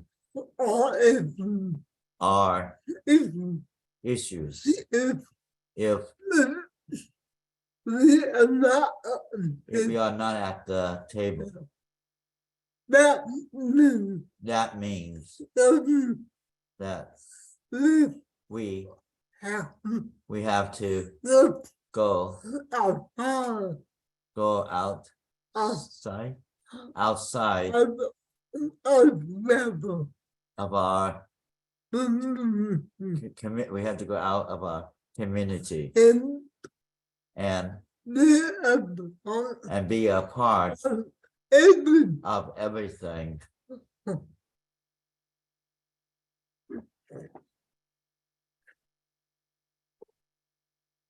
Thank you, Santa. Thank you very much. Anyone else who would like to contribute a question, a comment, a reflection? Here's comes something. So here's from Jordan. Okay, thank you, Jordan. I'm seeing your prompt to me on this. I'm going to move on to Eva. Vance's remarks are particularly helpful to our understanding of what states can and should do to build a disaster response system for people with all forms of disability and our elderly. So thank you, Vance, and thank you for the comment, Eva. Anyone else from the committee who'd like to ask a question, make a comment, or share a reflection on this topic of disaster preparedness?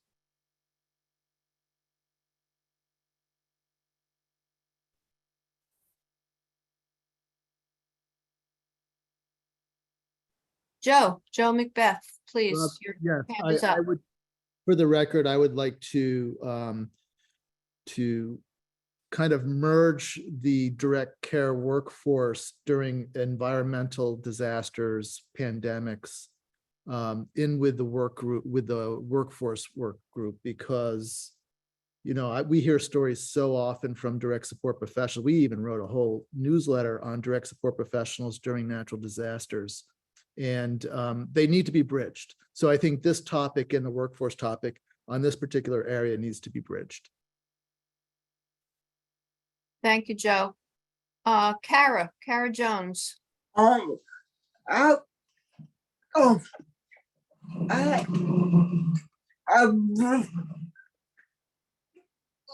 been through the pandemic. Everybody up there, the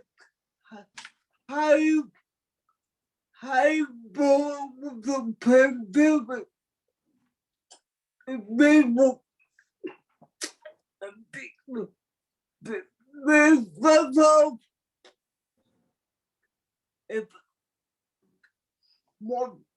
Some people will come over here to my house, and I feel like everybody in my church know me, so they know if I come ask for help, they know if I come ask for help, they know what path I don't want to come to if I need help. Okay, so Kara was saying she's been through the pandemic. Sometimes people wanted to come over and that was No, a difficult choice. maybe And that's she knows everybody in her church and they understand and she understands that if she needs help, that she can approach the people and they will be helpful, which is important to have your community involved in what you need. can, um, Mama, um, when, when I have, uh,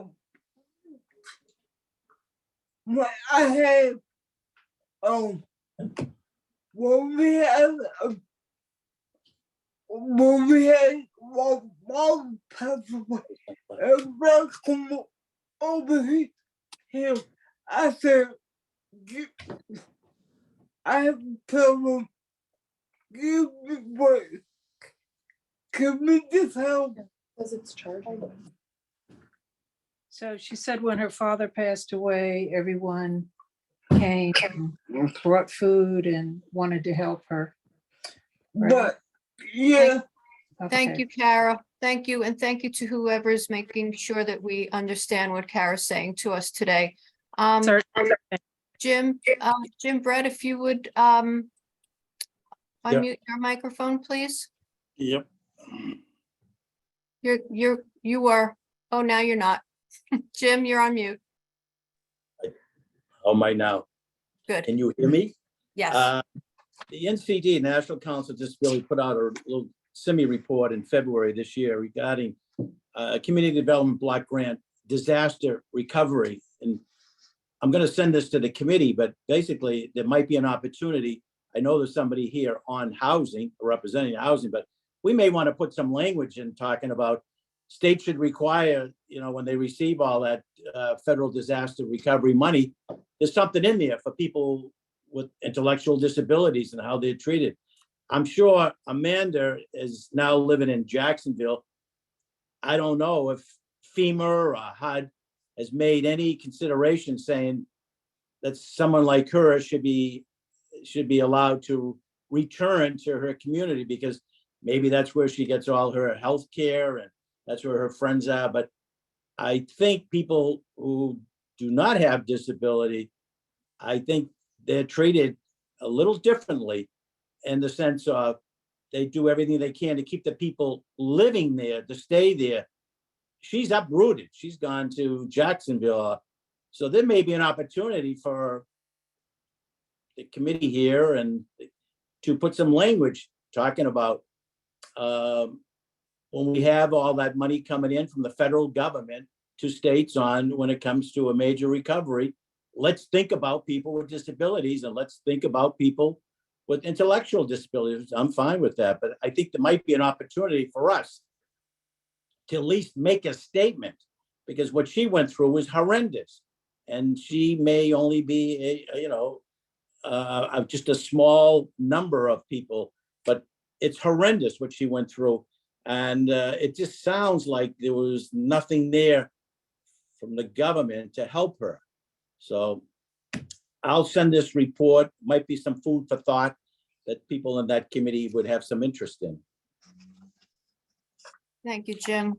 And Liz, I apologize. And Janine, I see another hand is up, but we are unable to extend time on this work group in that we still have one more work group to report out. And we want to make sure we can fully hear about the federal support program. So we will come back at 4 o'clock for that last work group presentation. Thank you very much. Very good. Thank you. Welcome back, everyone. Our last work group will discuss the federal support programs. I will turn the microphone over to Paul Aronson, and we will have one guest panelist for this work group. Paul? Thanks, Robin, and good afternoon again, everybody. Again, my name is Paul Aronson, and I'm proud to be here, have the opportunity to present to you as the co-chair of the Federal Supports Programs Work Group. What we're focused on, what our group is focused on, are the federal support programs that are so important, vital to people with intellectual disabilities to live in the community. And as we all know, there are a lot of programs. And so what we decided as a group is to focus on two of the most important, two of the most popular, widely utilized programs, Medicaid and supplemental security income. And we looked at both of those programs and programs in general, both in terms of the financial imperatives for reform, as well as what we would term the moral imperative for reform. Next slide, please. So what we're going to do is I'm just going to spend just a couple minutes just sort of giving you all an overview of the work we've done. We've just got a few slides just to walk through. I'm going to then hand it over to my co-chair, my colleague Sean, for some of his insights. We're going to open it up just in case any of our work group members want to share some additional points, additional reflections. And then Robin's going to introduce our special guest, who is a really wonderful, dynamic person, Patrice Jetter, someone who I've had the opportunity to work with, advocate with for the past year or so here in New Jersey. And then we'll open it up for a full discussion. But before I get into it, though, I just want to take a moment just to acknowledge and commend our work group members individually and collectively. Each one of you have brought so much to the work we've done, and it's been difficult because it's been virtual.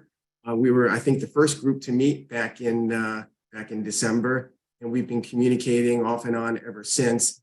And again, they bring a wealth of personal and professional experience, and I'm just very grateful. Sean and I are both very grateful to all of them for the work they've done. Next slide, please. So home community-based services, as we all know, as the name suggests, it's all about community. It's all about living in the community. And that's why so much of the focus of our committee as a whole in today's discussion has been about those things that are required, those necessities, the priorities of folks to live in the community. We talked about workforce, talked about employment, emergency services, education. And so now we're just going to focus on some of the federal programs, again, that make living in the community possible, make it possible for folks to live safe, healthy, fulfilling lives in the community. Again, HCBS is a Medicaid program, so it's a good transition to the next slide. So Medicaid is an absolute necessity for folks, who want to avail themselves of home community-based services. So we're looking at this program, and again, as we all know, Medicaid varies, both the income and asset levels and a lot of the other specifics vary state by state because it's a state and federal program. But if you just look at some of the numbers here, in terms of income and assets, $914 a month is sort of the number for most states, I think, and asset level, resource level, $2,000. Our feeling is, we need to look at that. We need to see if that's realistic. That really is realistic for somebody to live a fulfilling, again, life in the community. So that's the financial imperative. The moral imperative is looking at, the fact that if you're a couple, you get penalized. And this, this is unfair and just plain wrong. It seems, rather than sort of doubling these amounts, as you can see in the two columns, it's about 50% additional. So this serves as a barrier for a lot of folks who love each other, who want to get married, but can't, or they risk losing their services and supports. And they're put in a very precarious position, as you'll hear from our guest speaker today. So this is something that we think that needs to be looked at. Again, recognizing that it is both a state and federal program, but there needs to be something to look at both from a financial perspective as well as from that moral perspective. And then the next slide, supplemental security income, is also very important because while you don't need it necessarily to avail yourself of home community-based services, I think it's estimated that about 2/3 or more than 2/3 of those with intellectual disabilities rely on supplemental security income. And so again, looking here, so this is a national program. And so the number, is across the board. The income level is $941 a month. The asset limit is $2,000. Something interesting about that asset limit, my understanding is that hasn't been raised since like the mid 1980s. And in fact, there's legislation that's been pending in Congress to raise that level to $10,000 in assets. And then again, that marriage penalty, looking at if you're a couple, you get penalized. And again, this precludes a lot of folks who want to marry, who should have that option, who have that right to get married. We talk about marriage equality, here's a prime example of something that sort of stands in the way. And so going to the next slide. So what we think, we're proposing is that we look at these programs, these two particular programs, because they are so important and so vital, if you will, to folks with intellectual disabilities. But at some point, we need to look at all programs on the federal, state, and local level, because a lot of programs, housing programs, other programs have income and asset limitations. And some of them, again, penalize people for getting married. And so we just think that's where the focus should be. So with that, I think that's our last slide, if I remember correctly. Yeah, okay, so that's our last slide. So I'm going to just turn it over to Sean, my co-chair, just to share some insights. Then we'll open it up to other work group members if they want to share anything in addition, and then we'll hear from our special guest. Sean? All right. First of all, thank you, Paul, for being here today with me. I do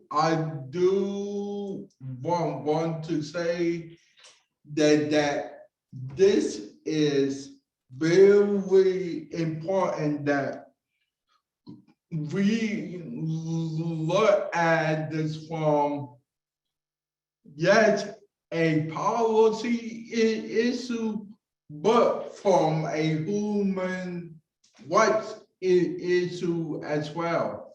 Like the first thing that I want to point out is that people with disabilities should have the same rights as others. That means to also have the same benefits as others, the same resources as others. But when you have a policy that penalizes those for marrying those who they love just because they have a disability and they can lose their benefits, to me, that's putting a dimmer on our democracy and how people can choose how they can live. The second thing is, speaking from personal experience, we got to raise that wage, because since that wage had not been raised since the 1980s, that's over 30 years ago. Hey, I'm 35 years old. I was born in the 80s. So therefore, you mean to tell me that, one, we limit who people will like myself can marry. Two, we limit how much they can get. And three, the other important things, we need to make sure that they can get benefits that they need without being penalized if they get married. So that's all I want to say. Great. Thanks so much, Sean. Very well stated. Thank you very much. Paul, yeah, sure. And one other thing, we cannot call this a democracy if people don't have the same benefits. And that's it. Okay, I'm done. well stated, Sean. Well stated. Amen. Might go on mute. No, you're great. That was fantastic. I don't know if there are any other work group members that just want to add to the points we've made. If not, just one for president, someone said in this chat. If not, Robin, I'll turn it back to you to introduce my good friend and fellow advocate, Patrice. You bet. Thank you, Paul, and thank you, Sean. So yes, I'm pleased to introduce Patrice Jetter. Patrice is a disabled artist who uses her creativity to move through a world that was not built with her in mind. At an early age, she learned that to survive her circumstances, she would have to construct a world she would want to live in.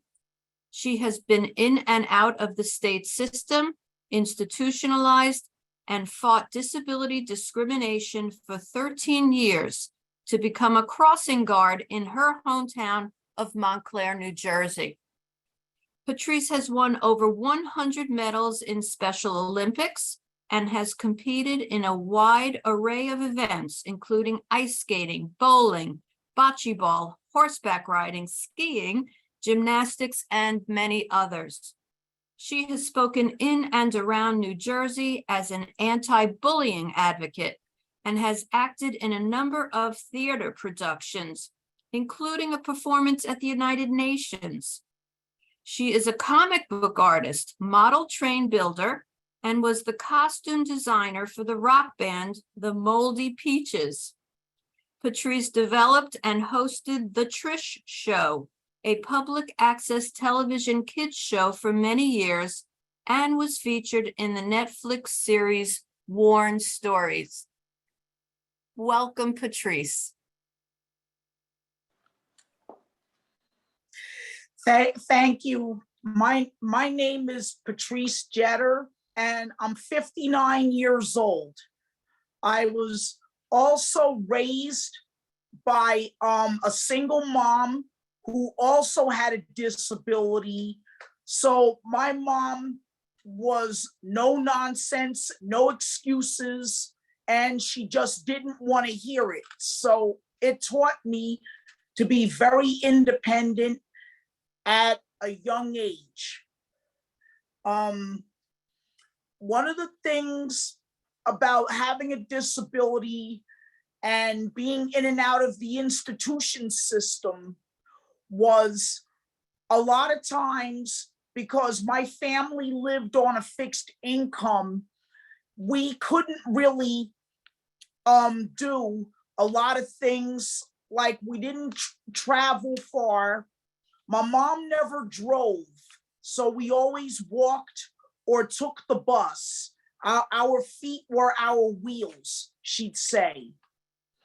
Mom was a diabetic, and she walked with a cane.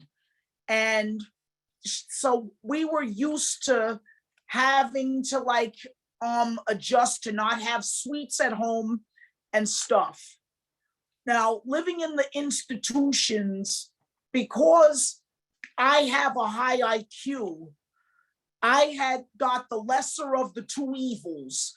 One, you either ended up in the state's psychiatric hospital system, or two, the state's developmental centers. So I guess I got the lesser of the two evils, ending up in the psychiatric hospital system, but you're also housed with people that have all kinds of things going on. And some of the staff would steal our stuff. They would steal our clothes and wear them to work the next day and convince us that we didn't know what we were talking about, despite that I could see the Sharpie through the collar that my mom wrote my name in the jacket. You just had to like make do because you had to live there. When my mom got sick, I was only supposed to be there for 6 months, and I ended up being there over 3 years. I had to learn how to be outside all over again after living in a self-contained world. I was able to get my own apartment because I got a Section 8 voucher back in 1988. And those vouchers are worth their weight in gold. And I don't take it for granted because I know I could lose everything just like that and end up right back in the state system again. And I do everything I can not to have that happen. Without a Section 8 voucher, I would not be able to afford rent or bills because the current apartment that I'm living in, which they call affordable housing, it's over $1,000 a month market rent, but a person like me only gets $982 a month. With that same check, you're supposed to buy your food, pay your heat, hot water, gas and electric, and phone, because you have to have a phone. And you wouldn't have anything. It's like you're on this hamster wheel where I'll go work and make money to pay my bills. And it keeps going around and around. But because Section 8 is income-based, every time I get an increase in my check, my pay, it counts as income and they increase my rent. Why? Because I have more money to pay. The thing is that I'm glad that they think so, but it doesn't leave me anything to have a cushion or be able to save anything. And if I save money, they penalize me for that too, because I have to report that as income. And they do check to make sure that your information is correct.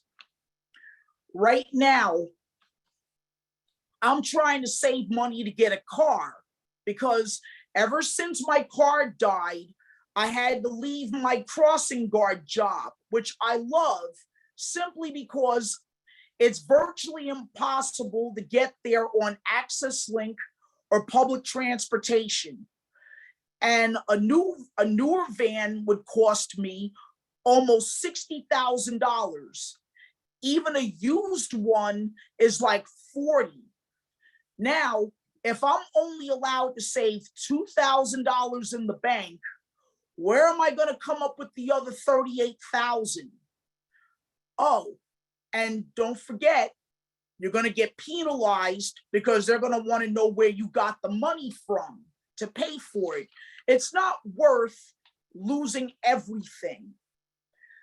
Now, to get off that story, I not married, I wish I could. I had a commitment ceremony with my best friend of 35 years. And it's nothing better than getting to spend the rest of your life with your best friend. Problem is, if we got legally married, our check would be reduced. We'd have no insurance because they don't give Medicaid to married couples. And he has a trust fund, which his trust fund pays his full rent. He's lucky because his parents were able to do that for him. Mine were not. If I go live with him, I have to pay 50% of the rent, which would be more than what I'm paying for my apartment with Section 8, and I'd be right back where I started. If he comes here with me and we split the rent here, his trust fund might have to be counted as income because they're paying his rent. And his trust fund would kind of like kick me out of Section 8 because we'd have too much money. So if God forbid something happened to him first, my housing would be jeopardized, because to have to go back on the waiting list for Section 8, some people are on that list 10, 15 years just waiting for their name to come up just to get their own place. And it shouldn't be that way. And now that they want to propose this to help people with disabilities have more money, I would love to be able to have $10,000 in the bank, because $2,000 doesn't cut it. But if I'm allowed to have $10,000 in the bank, HUD will go, ooh, you have $10,000. So we're going to increase your rent. Oh, by the way, you don't qualify now. So now that you have $10,000, you should have no problem paying your rent and your bills. You know, it sounds all good when it's on a piece of paper, but when you're living it every day, they don't know what it is, because they're not on Section 8. They're not the ones that are only allowed to have $2,000 in the bank. And I guarantee you, if anybody in Congress had to survive off of $982 a month, this country would be flattened. So I think it's great that they want to do things to help people with disabilities have more money. We're all for that. But programs need to be caught up with the times, so that when people do make more money, you should be able to keep what you have. It'll provide better quality of life. You'll be able to get what you need and not have to rely on other people to help you so much.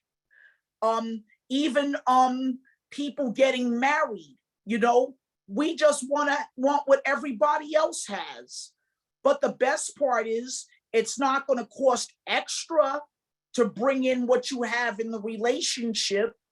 The best part is, we'd still be able to split everything 50-50. Wouldn't have to worry about money trouble.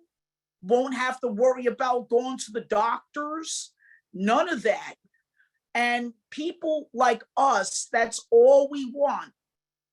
But it's going to be a long battle, because a lot of the people making the decisions for people like us do not have disabilities. So they don't know what it is until they walk in our shoes.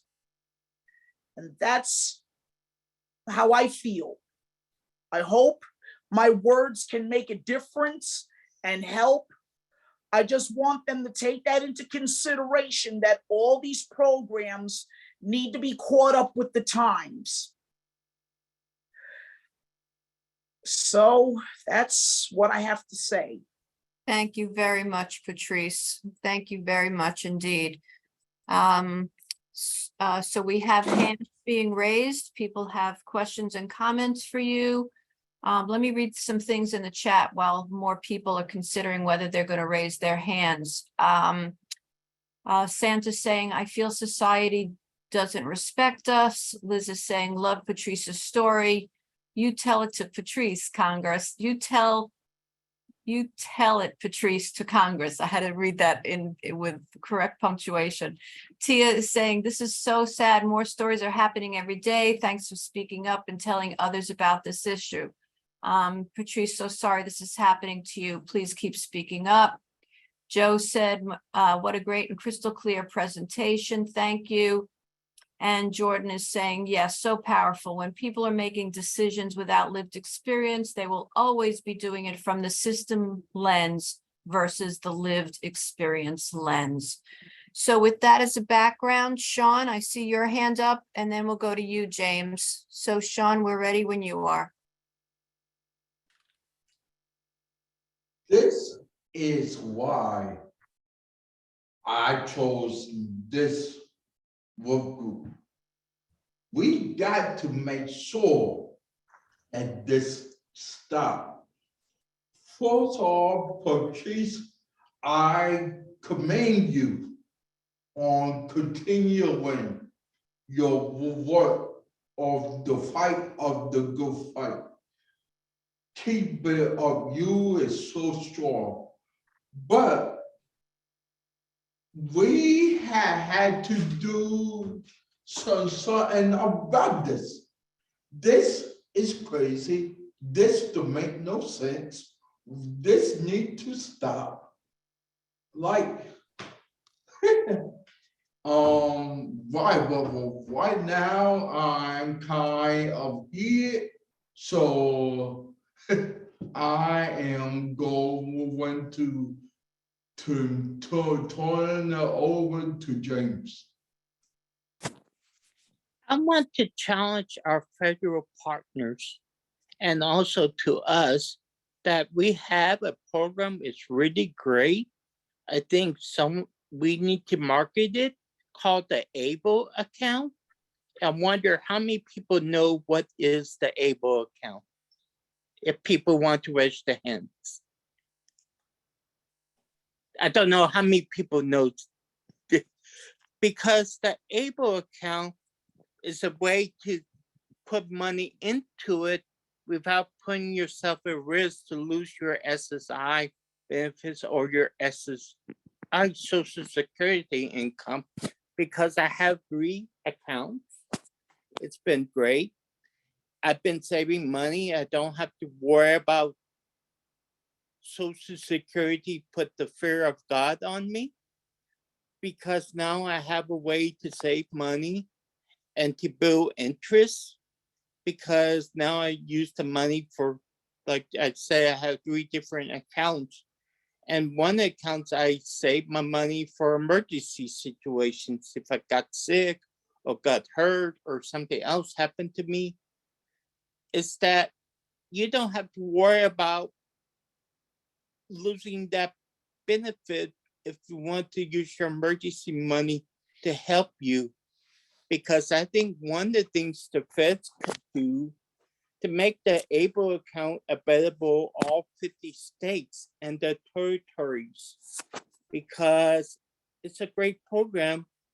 I think Felicia, if I say Patricia, if you want some more information, maybe someone from the Arc of New Jersey or someone could tell you more about the ABLE account to help you not to be afraid to lose your benefits, because ABLE account is very successful for me and helped me to save the money I want to save and don't have to worry about losing my benefits.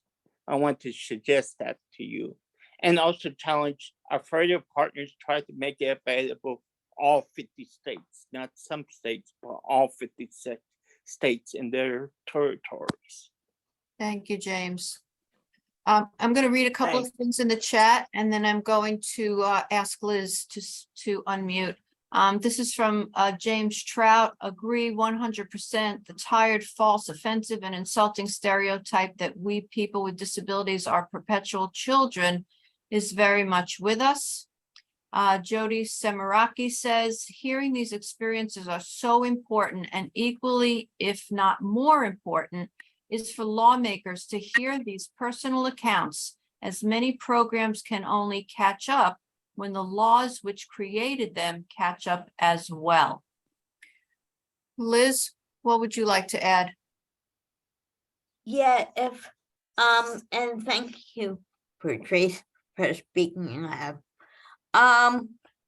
My comment or my question is that if our country is built on justice for all, and all means all, this country is justice for all. We're citizens just like anyone else. Then why are people with disability discriminated against? With everything we're talking about today is about discrimination, people who can't get services, and people who need services in the community, people who need employment, people who need education, so on, so on, so on. And it seems like we're the ones who are discriminated against. All means have to mean all. Thank you, Liz.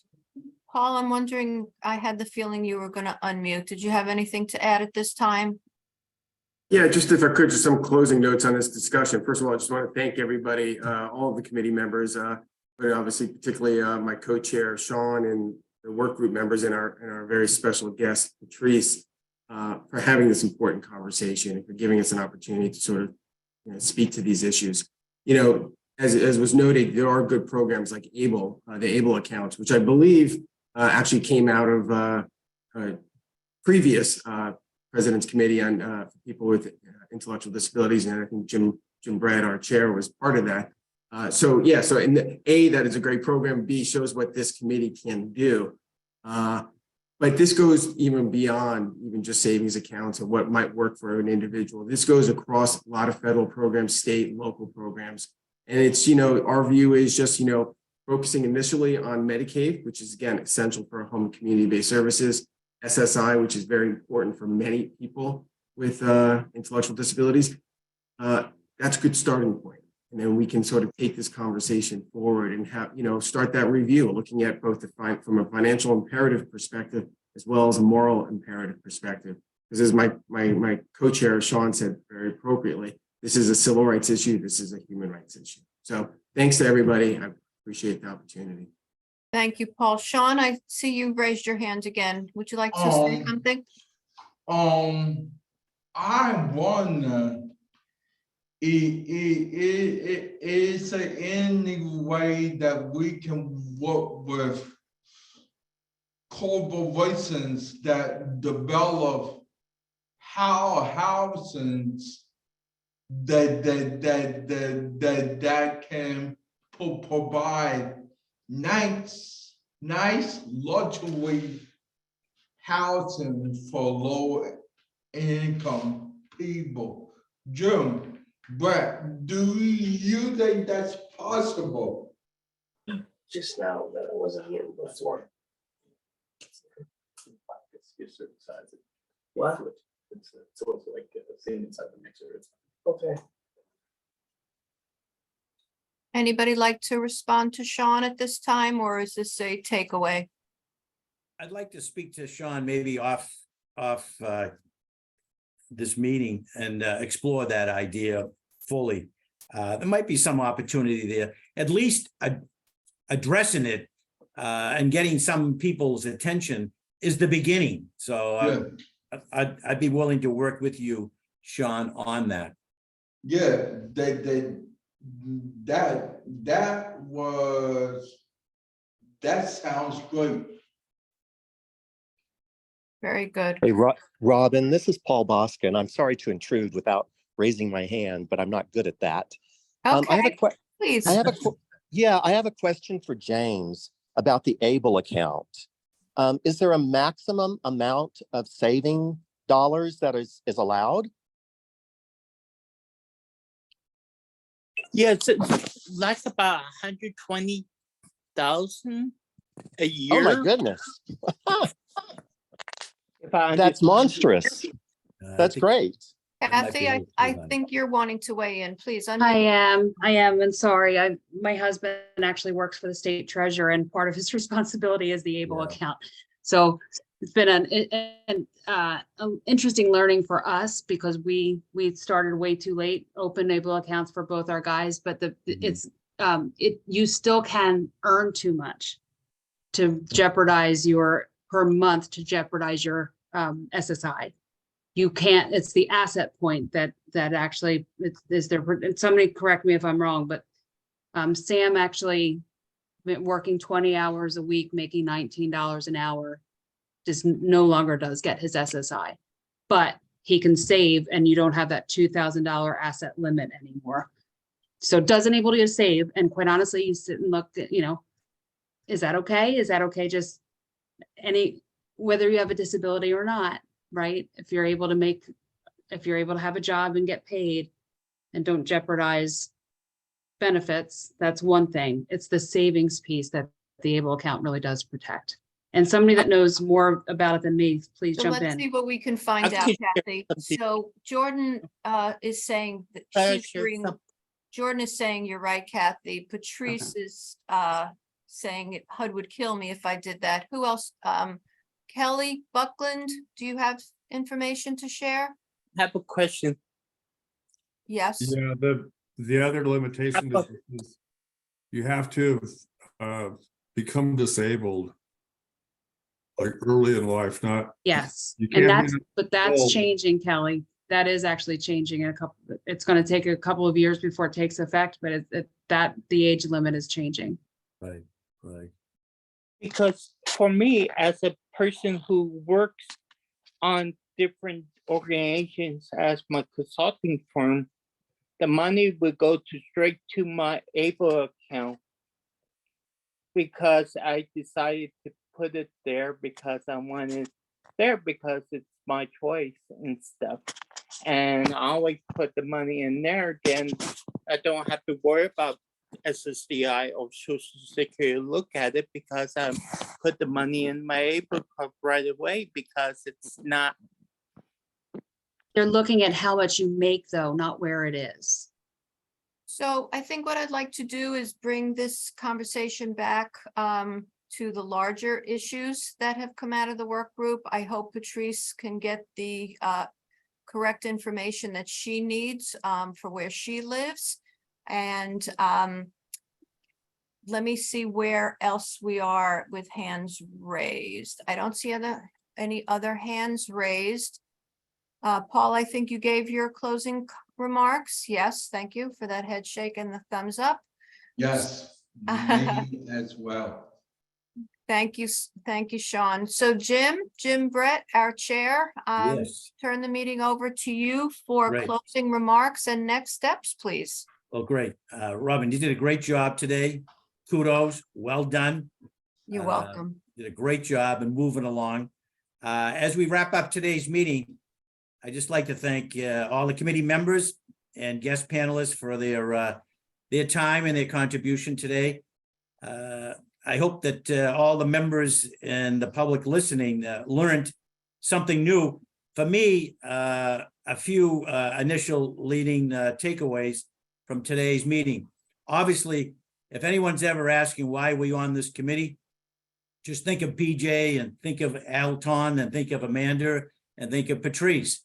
I mean, each of them make me want to do even more while I'm in this position. BJ, when he said that if he didn't have that personal care professional person, he may be in an institution. He'd be back in a nursing home. That would be the worst thing that could ever happen. So thank God we got a great committee working on that, but a lot of work needs to be done on that area. Alton gave me an example of how we look at people with abilities, not disabilities. And boy, that's so encouraging that people, if only given an opportunity, they can produce, they can contribute, they can be part of the community, they can pay taxes. They want to be just like everyone else. And he's an example, if only given the opportunity. And Amanda, a horror story. I really believe an awful lot of people let her down. And shame on the local, the state, and the federal, and how she was treated during that horrific incident. And I'm confident there are more Amandas out there that face that and these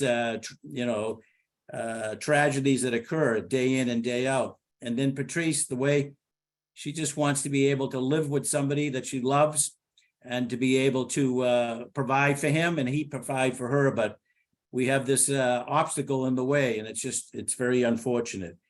But for me, this was a takeaway that has given me more energy, more insight to try to make a difference in so many people in our lives. So the committee will now take the steps to proceed and reflect on all the information that we shared today. So we'll use this information to help shape the development of the PCPID report to the president. And as we already mentioned, steps are already underway for the report writing to begin this summer.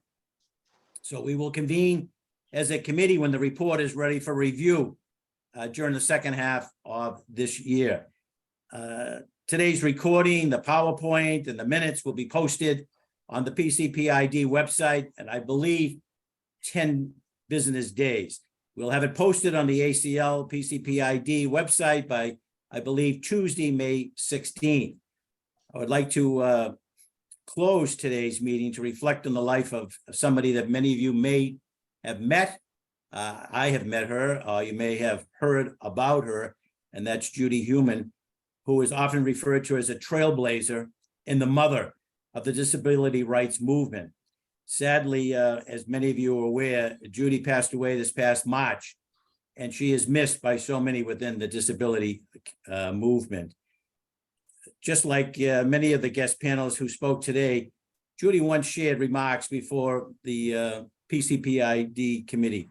I believe it was February, and she met with many of the members, and she said, quote, "It is pivotal to create a society where there is an expectation that all individuals are living and integrated in the community and receive proper services and support," end of quote.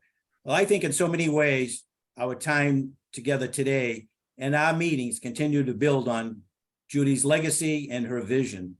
And all of you are helping move the national needle through today's dialogue on HCBS. So with that, I thank all of you, and I now adjourn this meeting. Bye. Hi. All right, Sean.